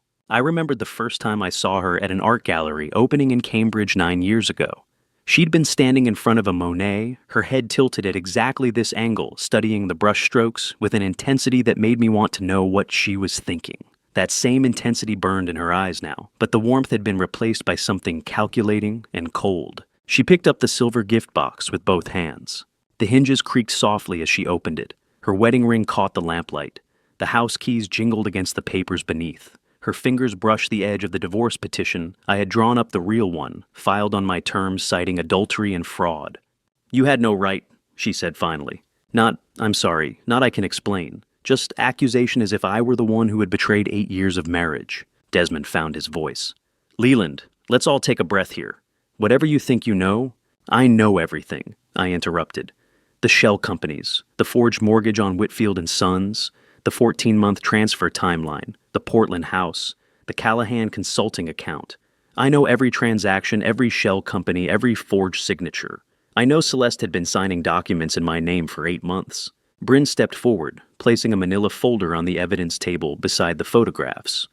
We have bank records, email chains, recorded phone calls, 3 witnesses who will testify to the appraisal fraud, and as of this morning, a forensic accountant's report that traces every dollar. Celeste set the box down carefully. When she looked up, something had shifted in her expression. The mask had finally cracked, but what lay beneath wasn't remorse. It was rage. 8 years, she said, her voice low and venomous. 8 years I stood beside you in that dusty little shop, smiling at customers hosting dinners, for collectors playing the dutiful wife, while you obsessed over dead men's watches. Do you have any idea what I sacrificed? Sacrificed. The word came out sharper than I intended. You had a clothing allowance that exceeded most people's annual salary. You had a house in Beacon Hill, a summer place in Nantucket, a circle of friends who... Your friends, she snapped. Your business, your legacy. Everything in our marriage orbited around you in that goddamn shop. Desmond touched her arm. Celeste, don't say anything else. She shook him off. Why not? They already know everything, apparently. Might as well hear the truth. Adrienne's phone never wavered. The red light continued blinking. I deserved more. Celeste continued, her chin lifting in defiance. I deserved a partner who saw me as more than a pretty fixture in his precious watch shop. Desmond sees me. He values me. Something shifted in her face when she said his name. Not the calculated confidence she had worn all evening. Something older. Something that had been there long before I met her. You loved him before, I said quietly. Not an accusation, a recognition. Celeste's eyes met mine. For 1 second, just one, the lawyer and the conspirator and the woman who had spent 8 years lying to my face were all absent. Just the woman who had been 20 years old and in love, and told by everyone around her that it wasn't practical, wasn't sensible, wasn't the right choice. Yes, she said. Her voice was barely audible. Before everything else, before all of this. Then the mask came back. Yes, that doesn't change what you did, I said. No, she agreed. It doesn't. He values your ability to deliver a $3.8 million business, Bryn said coolly. Desmond's jaw tightened, but he didn't deny it. I picked up one of the photographs, the one showing Celeste and Desmond at the Cape Cod Bistro. Their heads close together, his hand covering hers. The image that had shattered my world in a hospital waiting room 3 weeks ago. I loved you, I said quietly. That should have been enough. Celeste's eyes glittered with something that might have been tears, or might have been fury. She opened her mouth to respond, and the headlights swept across the cabin windows. The headlights belonged to a pickup truck that slowed at the driveway, then continued past toward the boat launch. Probably fishermen heading home. The light faded, leaving us in the warm glow of the table lamps. Celeste straightened. When she spoke, her voice wasn't tearful or apologetic. It was her courtroom voice, controlled, sharp, precise. You had no right to go through my phone without my consent. Not, I'm sorry. Not, I can explain. A legal challenge delivered with the confidence of someone who had rehearsed this exact moment. She had been preparing for this confrontation, running through her defense like a trial attorney, anticipating cross-examination. I didn't respond. I just watched her the way I had watched customers at the shop when they brought in a fake Patek Philippe, waiting to see how far they'd commit to the lie. A restraining order based on what? She continued gesturing at the evidence table. Text messages that could mean anything. Photographs from a public restaurant. You're acting out of jealousy, Leland. You always were possessive. Desmond shifted his weight, but stayed silent. He knew better than to interrupt a performance. Celeste's eyes swept over Bryn, then Adrienne, then back to me. Was the TRO properly served? Did Sterling Prescott actually file with the court? Or is this another one of your dramatic gestures? Are you finished? I asked quietly. She opened her mouth to continue. Adrienne stepped forward. The movement was slight, just 2 steps from her position near the hallway, but Celeste's words trailed off mid-syllable. Adrienne didn't speak immediately. She walked to the evidence table, picked up the manila folder Bryn had placed there earlier, and carried it to Desmond. She placed the first page, the forensic accountant's summary, directly into his hand. 28 years of marriage. Adrienne said, her voice calm and measured. Do you think I do not know how to count money? Desmond stared at the page. His throat worked, but no sound came out. Adrienne's finger traced a line on the document. Pinnacle Holdings, LLC, registered in Delaware, February 2023. Initial deposit $180,000. Source Whitfield and Sons, inventory liquidation, misreported as damaged stock. Adrienne, I can explain. Summit Ventures Group. She continued as if he hadn't spoken. Registered April 2023. Initial deposit $240,000. Source fraudulent appraisal on the Patek Philippe, reference 1518, sold to your Hong Kong contact for 60% below market value. Her voice didn't rise, didn't waver. She was reading a grocery list, reciting facts that just happened to be the dissolution of her marriage. Horizon Capital Partners, August 2023, $310,000, Source forged purchase orders on estate liquidations. Celeste took a half step forward. Adrienne, you don't understand the full $3.8 million. Adrienne looked up from the page, her eyes meeting Desmond's. Every transaction, every shell company, every forged signature, the 14-month timeline from conception to liquidation, the Portland escrow deposit, the Callahan Consulting LLC account with $2.1 million. She paused. When she spoke again, her voice didn't break. It went quieter, steadier, like someone stating a fact about a person who had died years ago. I was a CPA for 15 years before you told me to quit. I agreed because I trusted you. The silence that followed was absolute. Desmond's hand, still holding the forensic report, trembled slightly. His mouth opened closed. No words came. What defense existed against precision? Adrienne turned and walked back to stand beside me. She didn't look at Desmond again. Didn't need to. The numbers had said everything. The cabin smelled like old wood and the faint char of a fire that had burned out hours ago. Outside, the lake lapped against the dock with a rhythm that had been constant for 1,000 years. Inside, 4 lives were unraveling in real time.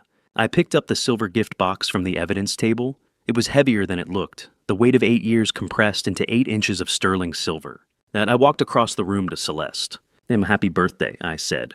Her hand trembled as she took it. For just a moment, her courtroom mask slipped. Her fingers brushed mine, and I remembered when that touch had meant safety partnership home.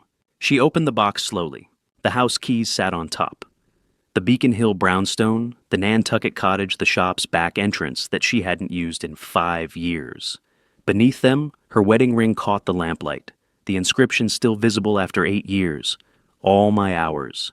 And beneath that, the divorce petition I had had Sterling file the day before, the real one on my terms citing adultery fraud and intentional infliction of emotional distress. But it was the folded paper at the bottom that made her breath catch. The screenshot I had found on that wrong phone in the MGH waiting room, printed and folded once. Below it, in my handwriting. I did not forget, and I will not pretend not to see anymore. 8 words for the note. 8 years of marriage. 8 years since I had first suspected something was wrong, but had chosen to believe her excuses. Her explanations, her reassurances that I was imagining things. Celeste stared at the contents of the box. Her fingers traced the edge of the divorce petition, then the photograph, then the ring. She looked up at me, and for the first time that night, her eyes were wet. "I can explain," she whispered. The words hung in the air between us, the same words she had used 100 times before. I can explain why I was late. I can explain the credit card charge. I can explain why I need to go to the Cape this weekend. I had heard this prelude before. I knew the performance that followed the carefully constructed narrative, the reasonable explanations, the way she would make me feel foolish for doubting her. "I know you can," I said quietly. "You practiced, but I do not need to hear it." Her face went white, then red. The tears in her eyes weren't remorse. They were rage fury that her carefully rehearsed explanations were worthless, that her legal maneuvering meant nothing, that after years of controlling the narrative, she had finally run out of words that worked. She threw the gift box. The contents scattered across the cabin floor, papers sliding under the sofa keys, clattering against the stone fireplace hearth. The wedding ring bounced once, twice, then rolled in a perfect arc across the hardwood, until it disappeared beneath the table. Nobody moved to pick it up. Desmond reached toward her, his hand hovering near her shoulder. She slapped it away. The wedding ring lay under the table where it had rolled, catching the last glow from the fireplace embers. Nobody moved to pick it up. Desmond stood frozen where Celeste had slapped his hand away, his expression shifting from shock to something else, calculation. I had seen this look before in the faces of estate sellers who realized their priceless heirloom was worthless. He was measuring his losses, planning his exit. He looked around the cabin, the bar complaint on speakerphone, the TRO documentation, the forensic report still in Adrienne's hand, his wife's cold stare, the evidence table displaying every transaction, every lie, every forged signature. When he spoke, it wasn't to Celeste. He addressed me directly. "I want you to know Celeste contacted me first. She proposed the entire financial plan." The silence that followed was absolute. Celeste turned to him slowly, her face unreadable. "What are you saying?"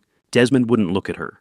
He kept his eyes on me as if I were the judge who could grant clemency if he just confessed first.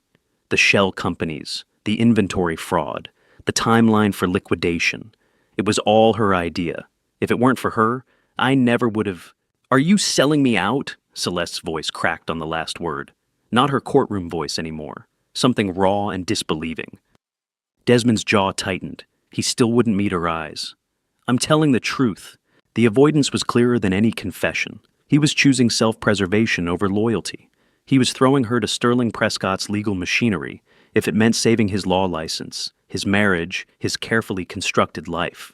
Celeste stared at him for a long moment. Then she laughed, a single harsh sound that echoed off the cabin walls. 28 years, Adrienne," she said, looking past Desmond to his wife. "I only wasted 8. Adrienne's expression didn't change. She had already mourned this marriage. The rest was just paperwork. Desmond took a step toward me, desperation creeping into his voice. "Everything I just said, I'll put it in writing. I'll testify. I'll cooperate fully with Sterling's investigation if you..." "Stop." I held up one hand. "I don't negotiate with you, Mr. Garrett. My attorney will be in touch." He nodded quickly, desperately, like a man grabbing at the last handhold on a cliff face. "Of course. Yes. Whatever you need." The smell of old wood and cold ash filled the cabin. Outside, the wind picked up, rattling the windows. October in New Hampshire, winter coming early that year. Bryn had been standing near the hallway the entire time, her phone still recording. Now she stepped forward, moving toward her mother. Celeste looked up as Bryn approached. For the first time that night, something genuine crossed her face. Hope, maybe, or fear. The mask dropped completely as she looked at her daughter. Bryn stopped a few feet away. When she spoke, her voice was gentle but firm. "I love you, Mom." Celeste's breath caught. "I will always love you," Bryn continued. The cabin was so quiet I could hear the lake lapping against the dock outside. Somewhere in the distance, a loon called, that haunting sound that always reminded me how far we were from the city, from witnesses from anywhere that felt safe. Celeste reached one hand toward her daughter, not quite touching. Her voice came out barely above a whisper. "Bryn, but I cannot be the one to help you hide this." When Bryn said those words, Celeste's face did something I hadn't seen in months. It softened completely. All the lawyer armor gone, just a mother hearing her daughter's voice and understanding that love and loyalty weren't the same thing. A single tear slid down Celeste's cheek. This one was real. I knew the difference after 8 years of watching her perform grief, joy, surprise on command for business dinners and charity galas. This tear was genuine loss. Bryn held her mother's gaze for another moment. Then she turned and walked to stand beside me. Celeste stood alone in the center of the cabin. Desmond wouldn't look at her. Adrienne had already written her off. Bryn had chosen truth over complicity. The evidence table sat behind her like an accusation, made physical photographs, bank statements, forged documents, all the pieces of her carefully constructed conspiracy laid out in neat rows. She brought her hand to her face and wiped away the tear with one deliberate motion. When she looked at me again, the performance was over. No seduction, no courtroom tactics, no carefully rehearsed explanations. Just acknowledgement, clear and final, that she had lost and I had won. It was the most honest she had been with me in years. She picked up her purse from where it had fallen near the sofa. "Where are you going?" Desmond asked, his voice uncertain. Celeste didn't answer him. She didn't answer anyone. She straightened her shoulders, smoothed her blouse, and walked toward the cabin door. I watched her go and realized I should have felt something, triumph maybe, or vindication, or the satisfaction of justice served. But there was nothing. Just the cold certainty that it was over, and the hollow awareness that destroying her hadn't rebuilt what she had destroyed in me. Nobody moved to stop her. Her hand reached for the door handle. Behind me, Desmond sank onto the cabin sofa, his hands coming up to cover his face. It looked like grief from a distance, but I knew calculation when I saw it. He was already planning his next move, the statement he would give Sterling, the settlement. He would offer Adrienne the narrative he would construct, where he had been the victim of Celeste's manipulation. I had done enough. The door opened, letting in the October night air, cold and clean smelling of pine and lake water and the promise of frost. Celeste stepped through and closed it behind her without looking back. The door stood open. October air flowed into the cabin, cold and sharp with the smell of pine. Celeste's hand rested on the handle, but her feet remained planted inside.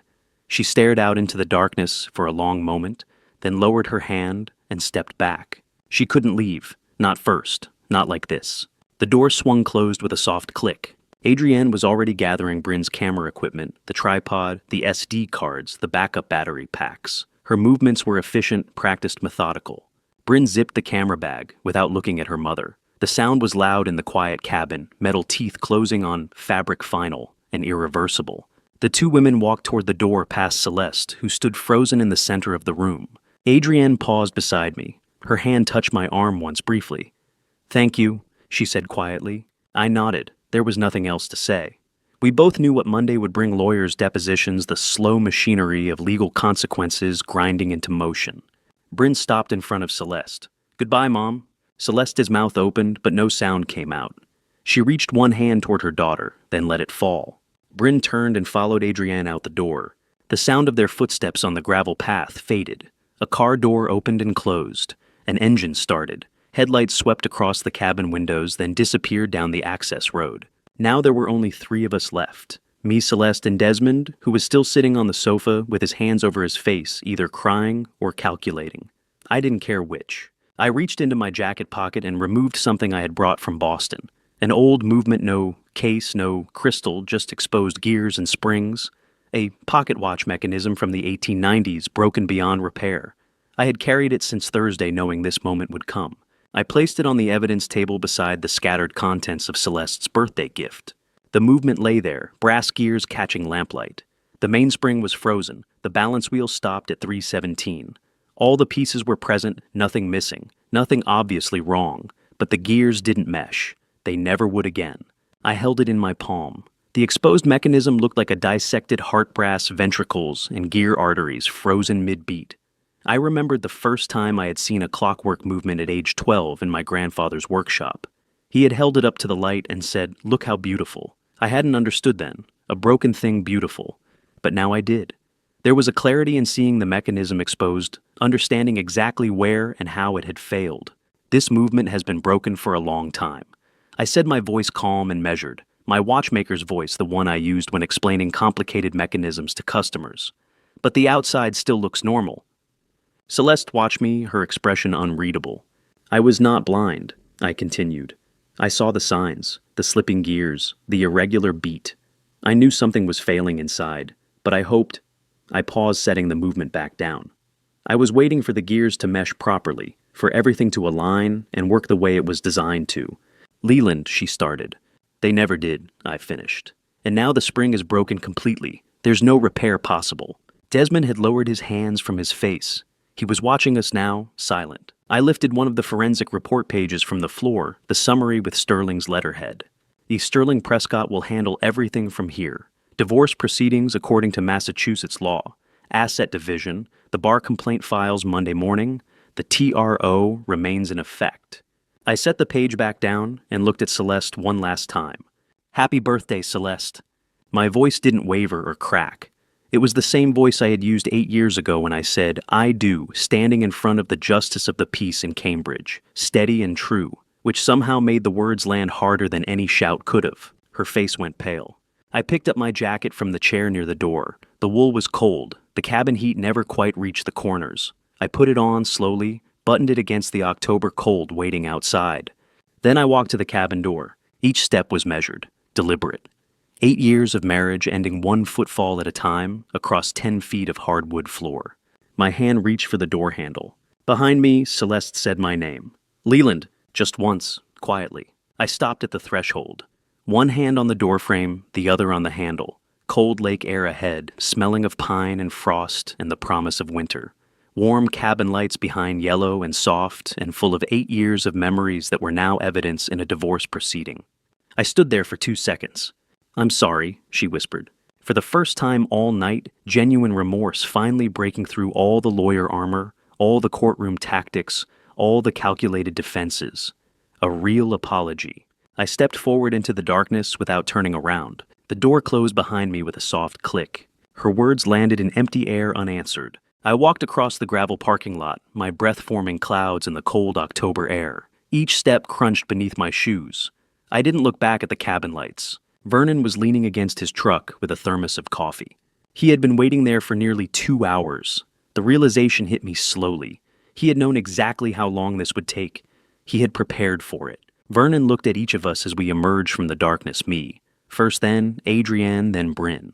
His face asked the question without words. "E done," he said quietly. "Done?" He nodded once and unscrewed the thermos cap. Steam rose into the night, carrying the smell of strong coffee, the kind Vernon made at the diner, dark enough to strip paint. "Driving 2 hours to Boston without coffee is crazy," he said, handing me the thermos. The metal burned my palm through the heat. I took a sip anyway. It tasted like comfort, like normalcy, like kindness, without conditions. Bryn got into my car's back seat with her camera equipment. Adrienne climbed into the passenger seat without a word. Vernon headed to his truck. We waited 5 minutes for engines to warm, heaters to kick in. Nobody spoke. Our breath fogged the windows. Through the rear window, the cabin lights still glowed against the dark pines, but the people inside were already ghosts to me. The drive back to Boston took 2 hours and 17 minutes. We spoke maybe 20 words the entire way. Monday morning. October 21st, Sterling filed the divorce petition at Suffolk County Probate Court. The same day the bar complaint against Desmond went to the Massachusetts Board of Bar Overseers. By Tuesday, the BBO opened a preliminary investigation. Wednesday, the Attorney General's Consumer Protection Division issued a civil investigative demand to Garrett and Associates. The TRO remained active. Portland Escrow canceled. Callahan Consulting LLC dissolved by court order. The legal machinery ground forward. I signed documents. Sterling made phone calls. Bryn provided testimony. Simone Blackwell's forensic accounting report became Exhibit C in the divorce filing. Celeste called 3 times over the next 3 weeks. The first call came on a Wednesday evening, while I was at the shop cleaning a 1952 Omega Constellation. She was crying not her practiced crying, the real kind. "Desmond was using me," she said between sobs. "He planned everything. He made me think." I listened without speaking. "Leland, please. You have to believe me. I didn't know how deep it went until—" "Contact Sterling for property division," I said quietly and hung up. The second call came the following Tuesday at dinner time. Her voice was harder now, more desperate. "I need money," she said without preamble. "The TRO froze everything. I can't even pay my lawyer." "Contact Sterling," I said, and disconnected. The third call came at 2:47 a.m. on a Tuesday. I saw her name on the screen. My hand hovered over the phone for 2 rings. Then I answered. Silence. I could hear her breathing shallow, uneven, like someone trying not to cry or trying not to scream. I couldn't tell which. 8 seconds passed. I counted them against the ticking of the regulator clock on the shop wall. Then the line went dead. She didn't call again. In early November, 3 weeks after the cabin confrontation, Adrienne called while I was closing the shop. The Beacon Hill evening had that particular quality of autumn twilight when the streetlights come on, but the sky isn't quite dark. I was at my workbench sorting watch parts under the lamplight balance wheels and 1 tray mainsprings in another. "Leland." Her voice sounded different, not suppressing pain anymore, genuinely released. "Adrienne, how are you?" Simone completed the final forensic report. She said, 2.1 million of the 3.8 million is frozen by court order, recoverable in the divorce settlement. The remaining 1.7 million went through too many shell companies to trace effectively. I set down the balance wheel I was holding. "I'm sorry." "Don't be," she said quickly. "Sterling says we can claim it as dissipated marital assets against Desmond's share. The court will compensate from his portion." "That's good." A pause. Outside, a couple walked past the shop window, arm in arm, laughing. Life continuing as it always did. "I cannot get back 28 years, Adrienne said quietly. But I regained the power of decision. "Can I ask you something?" I said. "Go ahead." "If you had known when you married him that he was still carrying someone else, would you have walked away?" Adrienne was quiet for a long moment. "I don't know," she said finally. "I was 26 and I thought I knew what love looked like." Another pause. "But I know now that a man who cannot let go of one life will eventually try to steal another to replace it. And that is not love. That is just unfinished business." I thought about Celeste, 20 years old in a Boston University photograph, standing beside a young man her parents had disapproved of. 30 years of living a life she hadn't fully chosen. Walking into a lawyer's office 14 months ago and finding the door she had thought closed forever standing open again. I understood it. I didn't forgive it, but I understood it. "Unfinished business," I repeated quietly. "Yes," Adrienne said. "And now it's finished." When she said those words, her voice didn't break. It was steady, certain, like someone who had spent 28 years in fog and finally found solid ground. "That is what is more important," I said. "I know you understand," she replied. "You gave me that. The choice to know, to see clearly, to decide what happens next. Not the money, the power." We talked for a few more minutes about nothing important. The Weather Bryn's photography contract with a Boston magazine, Vernon's new coffee supplier. Then she said goodbye. After I hung up, I stood at the workbench for a long moment, phone still in my hand. Something occurred to me slowly, like a watch movement clicking into alignment. Adrienne's voice carried something mine never had. True closure. While I had exposed Celeste's betrayal, Adrienne had actually recovered from Desmond's. She was already rebuilding, and somehow in that conversation, she was teaching me how to do the same. I looked out the shop window at the Beacon Hill evening. The streetlights glowed. A couple walked past. Life continued. I turned back to my workbench. That was when I noticed the envelope on the shop counter. It hadn't been there that morning. I was certain of it. No postage. Hand-delivered. My name written in unfamiliar cursive, neat, precise, almost architectural in its careful strokes. I picked it up. There was something small and hard inside, shifting slightly when I tilted the envelope. The return address simply said CW's. I held the envelope marked CW, felt the small, hard object shift inside.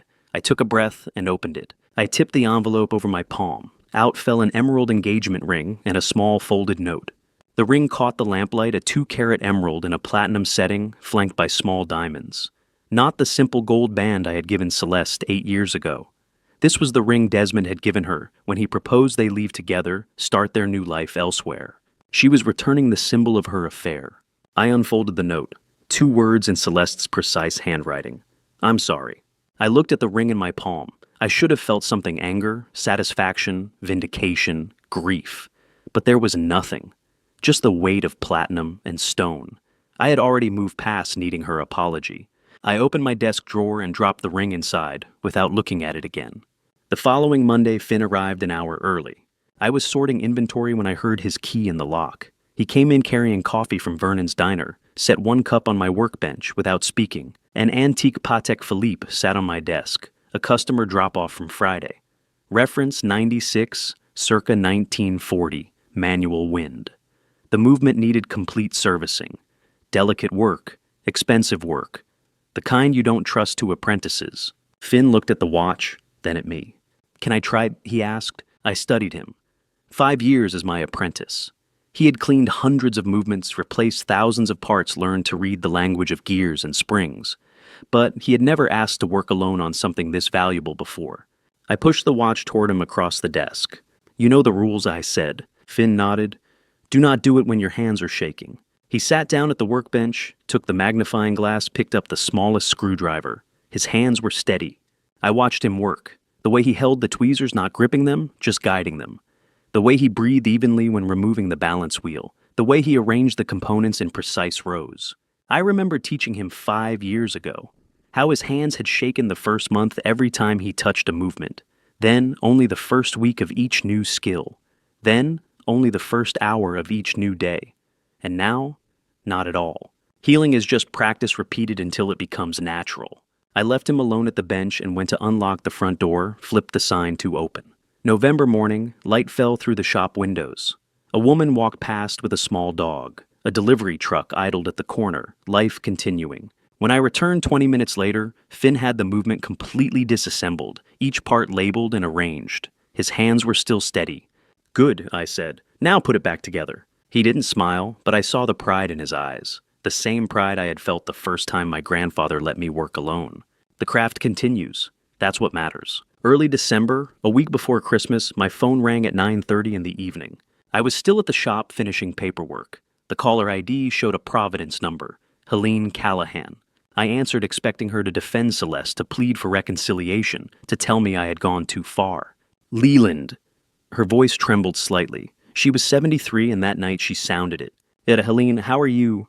I am not calling to talk about Celeste, she said quickly. I am calling to say you handled this the right way. I set down my pen. I have known she was not perfect for a long time. Helene continued. Her voice was careful, measured. I just never knew she was this imperfect. When she said the word imperfect, her voice broke not because it was too harsh, but because it was too kind and we both knew it. What Celeste had done wasn't imperfection. It was deliberate fraud. But Helene was a mother, and mothers find softer words for their children's cruelties. Helene, I said quietly, I have loved you like a mother for 8 years. That has not changed. She cried softly on the other end of the line. Thank you, she whispered. Thank you for saying that. We talked for 20 minutes about ordinary things. Her health, blood pressure under control, new medication working. The snow in Providence 8 inches last week. Her neighbor's new grandchild. The Christmas decorations going up on her street. The kind of conversation I hadn't had in months. Not about lawyers or evidence or betrayal. Just life continuing in its ordinary rhythms. Will you come for Christmas? She asked before we hung up. I know Celeste won't be there, but I would like to see you. And Bryn will be there.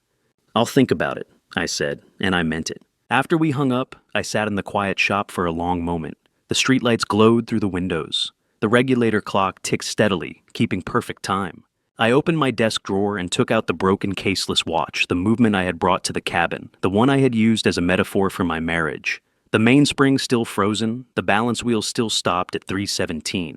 I realized something slowly. I had spent 6 weeks waiting to feel victorious. Waiting for the satisfaction of winning, the vindication of being right, the triumph of exposing her betrayal.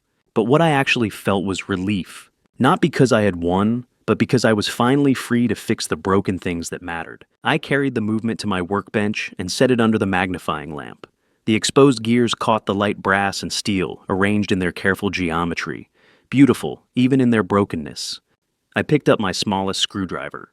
This watch I had, broken it deliberately before the confrontation, damaged it on purpose to make a point to create a symbol. Now I was ready to fix what I had broken on purpose. And maybe finally I was ready to fix what had broken on its own. The broken cabin watch sat on my workbench under the magnifying lamp, its exposed brass gears frozen at 317, waiting for repair. I picked up my smallest screwdriver and began the disassembly. Mainspring first carefully releasing the tension, then the escape wheel, the balance wheel next, removing it with tweezers that didn't tremble. I worked methodically, arranging each component in precise order on the cleaning cloth. 35 years of practice made the movements automatic. The problem revealed itself slowly, not in the mainspring, not in the balance wheel, not in the escapement. One small gear buried deep in the train, bent. I held it under the magnifying glass. The bend was slight, maybe 2 degrees, barely visible, but enough to create friction against the adjacent wheel, enough to slow the mechanism, enough eventually to stop it completely. I had thought I broke this watch deliberately before the cabin confrontation, damaged it on purpose to create a symbol. But the wear pattern on the gear told a different story. It had been failing for months, maybe longer. Natural metal fatigue, the kind that comes from time and use. The watch had already been dying when I carried it to Lake Winnipesaukee. Even the braking I thought I had controlled was just time revealing what was already broken. The bent gear looked like a question mark under the magnifying glass, asking how long it had struggled to turn against friction. How many rotations it had completed while failing, how much time had passed before it finally stopped trying. 1 gear, I said to the empty shop. 35 years, and it is always 1 gear. I opened my parts drawer and found a replacement. Same size, same tooth count, same metal composition. I installed it carefully, checking clearances, ensuring smooth rotation. Then I reassembled everything in reverse order, each piece returning to its place. The final step was winding the mainspring. I turned the crown slowly, feeling the spring tension build. 3 full rotations. 4, 5. Then I heard it. Tick, tick, tick. Regular, accurate, alive. I set the watch on the table and watched the second hand sweep around the dial. It passed 317 without hesitation and continued. Not broken, I said quietly. Just stopped. Now it runs. I left the watch running on my workbench and closed the shop for the night. 1 week later, Monday morning, I arrived at the shop early before sunrise. December air cold and clean, smelling of snow that hadn't fallen yet. I unlocked the door and stepped inside. Winter sunlight, pale and angular, began to fall through the front window onto the clock shelves. 23 clocks ticked in overlapping rhythm, creating a sound like rainfall, like breathing. Through the window, bare trees along Beacon Hill, their branches etched black against gray sky. Light snow on the cobblestones. A city waking up. There was nothing sad about winter when you knew spring followed. Finn arrived 10 minutes later, keys in hand, and stopped short when he saw me through the window. I opened the door before he could unlock it. "You are early today," he said, surprise evident. "I slept well," I replied, and it was true. 8 hours uninterrupted, no dreams about cabin confrontations or lawyers or betrayal. Just sleep deep and restorative. "Good," Finn said, stepping inside. "We have work." We entered together. Finn headed to the small kitchen area to make coffee. I hung my coat and walked to my workbench. 3 customer clocks waited for repair. A mantel clock from 1920, a carriage clock from the 1950s, a regulator from the 1880s with a cracked dial. I sat down and picked up the first one, the mantel clock. Through my magnifying glass, I examined the movement, identifying the problem, a worn pivot hole. Simple to fix with steady hands. When Finn made coffee, the smell filled the shop, the way it had every morning for 5 years, dark roast with a hint of cinnamon, Vernon's special blend. The familiar aroma mixed with brass polish and machine oil and old wood. I realized something. This was what I had been fighting for. Not the marriage, not the money, not even justice exactly, but the right to return to ordinary mornings and find them sufficient. The right to sit at this workbench, smell this coffee, hear these clocks ticking, and know that the life I was living was actually mine. Finn brought me a cup and set it beside my elbow without speaking. Then he took his place at the opposite bench and began work on a pocket watch restoration. Outside, Beacon Hill woke up. A delivery truck rumbled past. A couple walked by with a golden retriever. Snow began to fall, small flakes drifting past the window. Inside, 23 clocks ticked in rhythm. I picked up my smallest screwdriver and began the repair work. My hands were steady, and I understood why now. Repair work had never required me to pretend, had never asked me to ignore obvious failures or make excuses for gears that didn't mesh. When a watch stopped working, I could take it apart, find the problem, fix it, or replace it and make it whole again. Unlike my marriage, where I had spent 8 years pretending the gears meshed when they never had, pretending the mechanism ran true when it had been slowly grinding to a halt. But that was over now. I finished installing the new bushing in the mantle clock and tested the movement. It turned smoothly, no resistance, no friction. I reassembled the clock and set it running. The pendulum swung in its steady arc, marking time the way it was designed to. Finn hummed quietly while organizing watch parts, a habit he had picked up from me. The sound was peaceful domestic proof that craft continues from one generation to the next. People say clocks symbolize time slipping away, the inexorable march toward endings, the reminder that everything breaks down eventually. But they're wrong. Clocks prove that broken mechanisms can be repaired to run correctly again. They prove that even after failure, even after stopping completely, something can be disassembled, examined, fixed, and set ticking once more. It just requires knowing which gears need replacing. I picked up the next customer clock and began the examination. Outside, snow continued to fall on Beacon Hill. Inside, 23 clocks ticked their overlapping rhythms. Finn hummed quietly at his bench. Everything broken had been repaired or removed, and what remained ran true. And to you listening, remember this. Broken things can be repaired if you have steady hands and the courage to see clearly. Looking back, I spent 8 years pretending not to see the truth. I told myself I was choosing trust over suspicion. But that wasn't trust, it was fear. Fear of what I'd find if I looked closely. Don't make my mistake. When something feels wrong, when the gears don't mesh, investigate. The truth might hurt, but living in a lie hurts more. Family betrayal doesn't just hurt. It rewrites your entire history. Every memory becomes suspect. Every gesture gets re-examined through the lens of deception. But here's what I learned. You can't control what others do to you, only what you do in response. I chose to gather evidence, protect my business, and confront the conspiracy with clarity rather than rage. I believe God put me through this family betrayal to teach me that justice doesn't require anger, it requires precision. And sometimes the greatest revenge is simply refusing to pretend anymore. If this story resonated with you, leave a comment below. What would you have done in my position? Would you have confronted them or walked away? Share this with someone who needs to hear it. And if you value honest stories about navigating family betrayal and finding solid ground again, please subscribe to Revenge Dad. Your support means everything. Thank you for staying until the very end. I'm grateful you walked this journey with me. Remember, some details have been fictionalized to protect privacy and strengthen the message, but the lessons are real. Take care of yourself, trust your instincts, and never be afraid to see the truth, even when it's painful.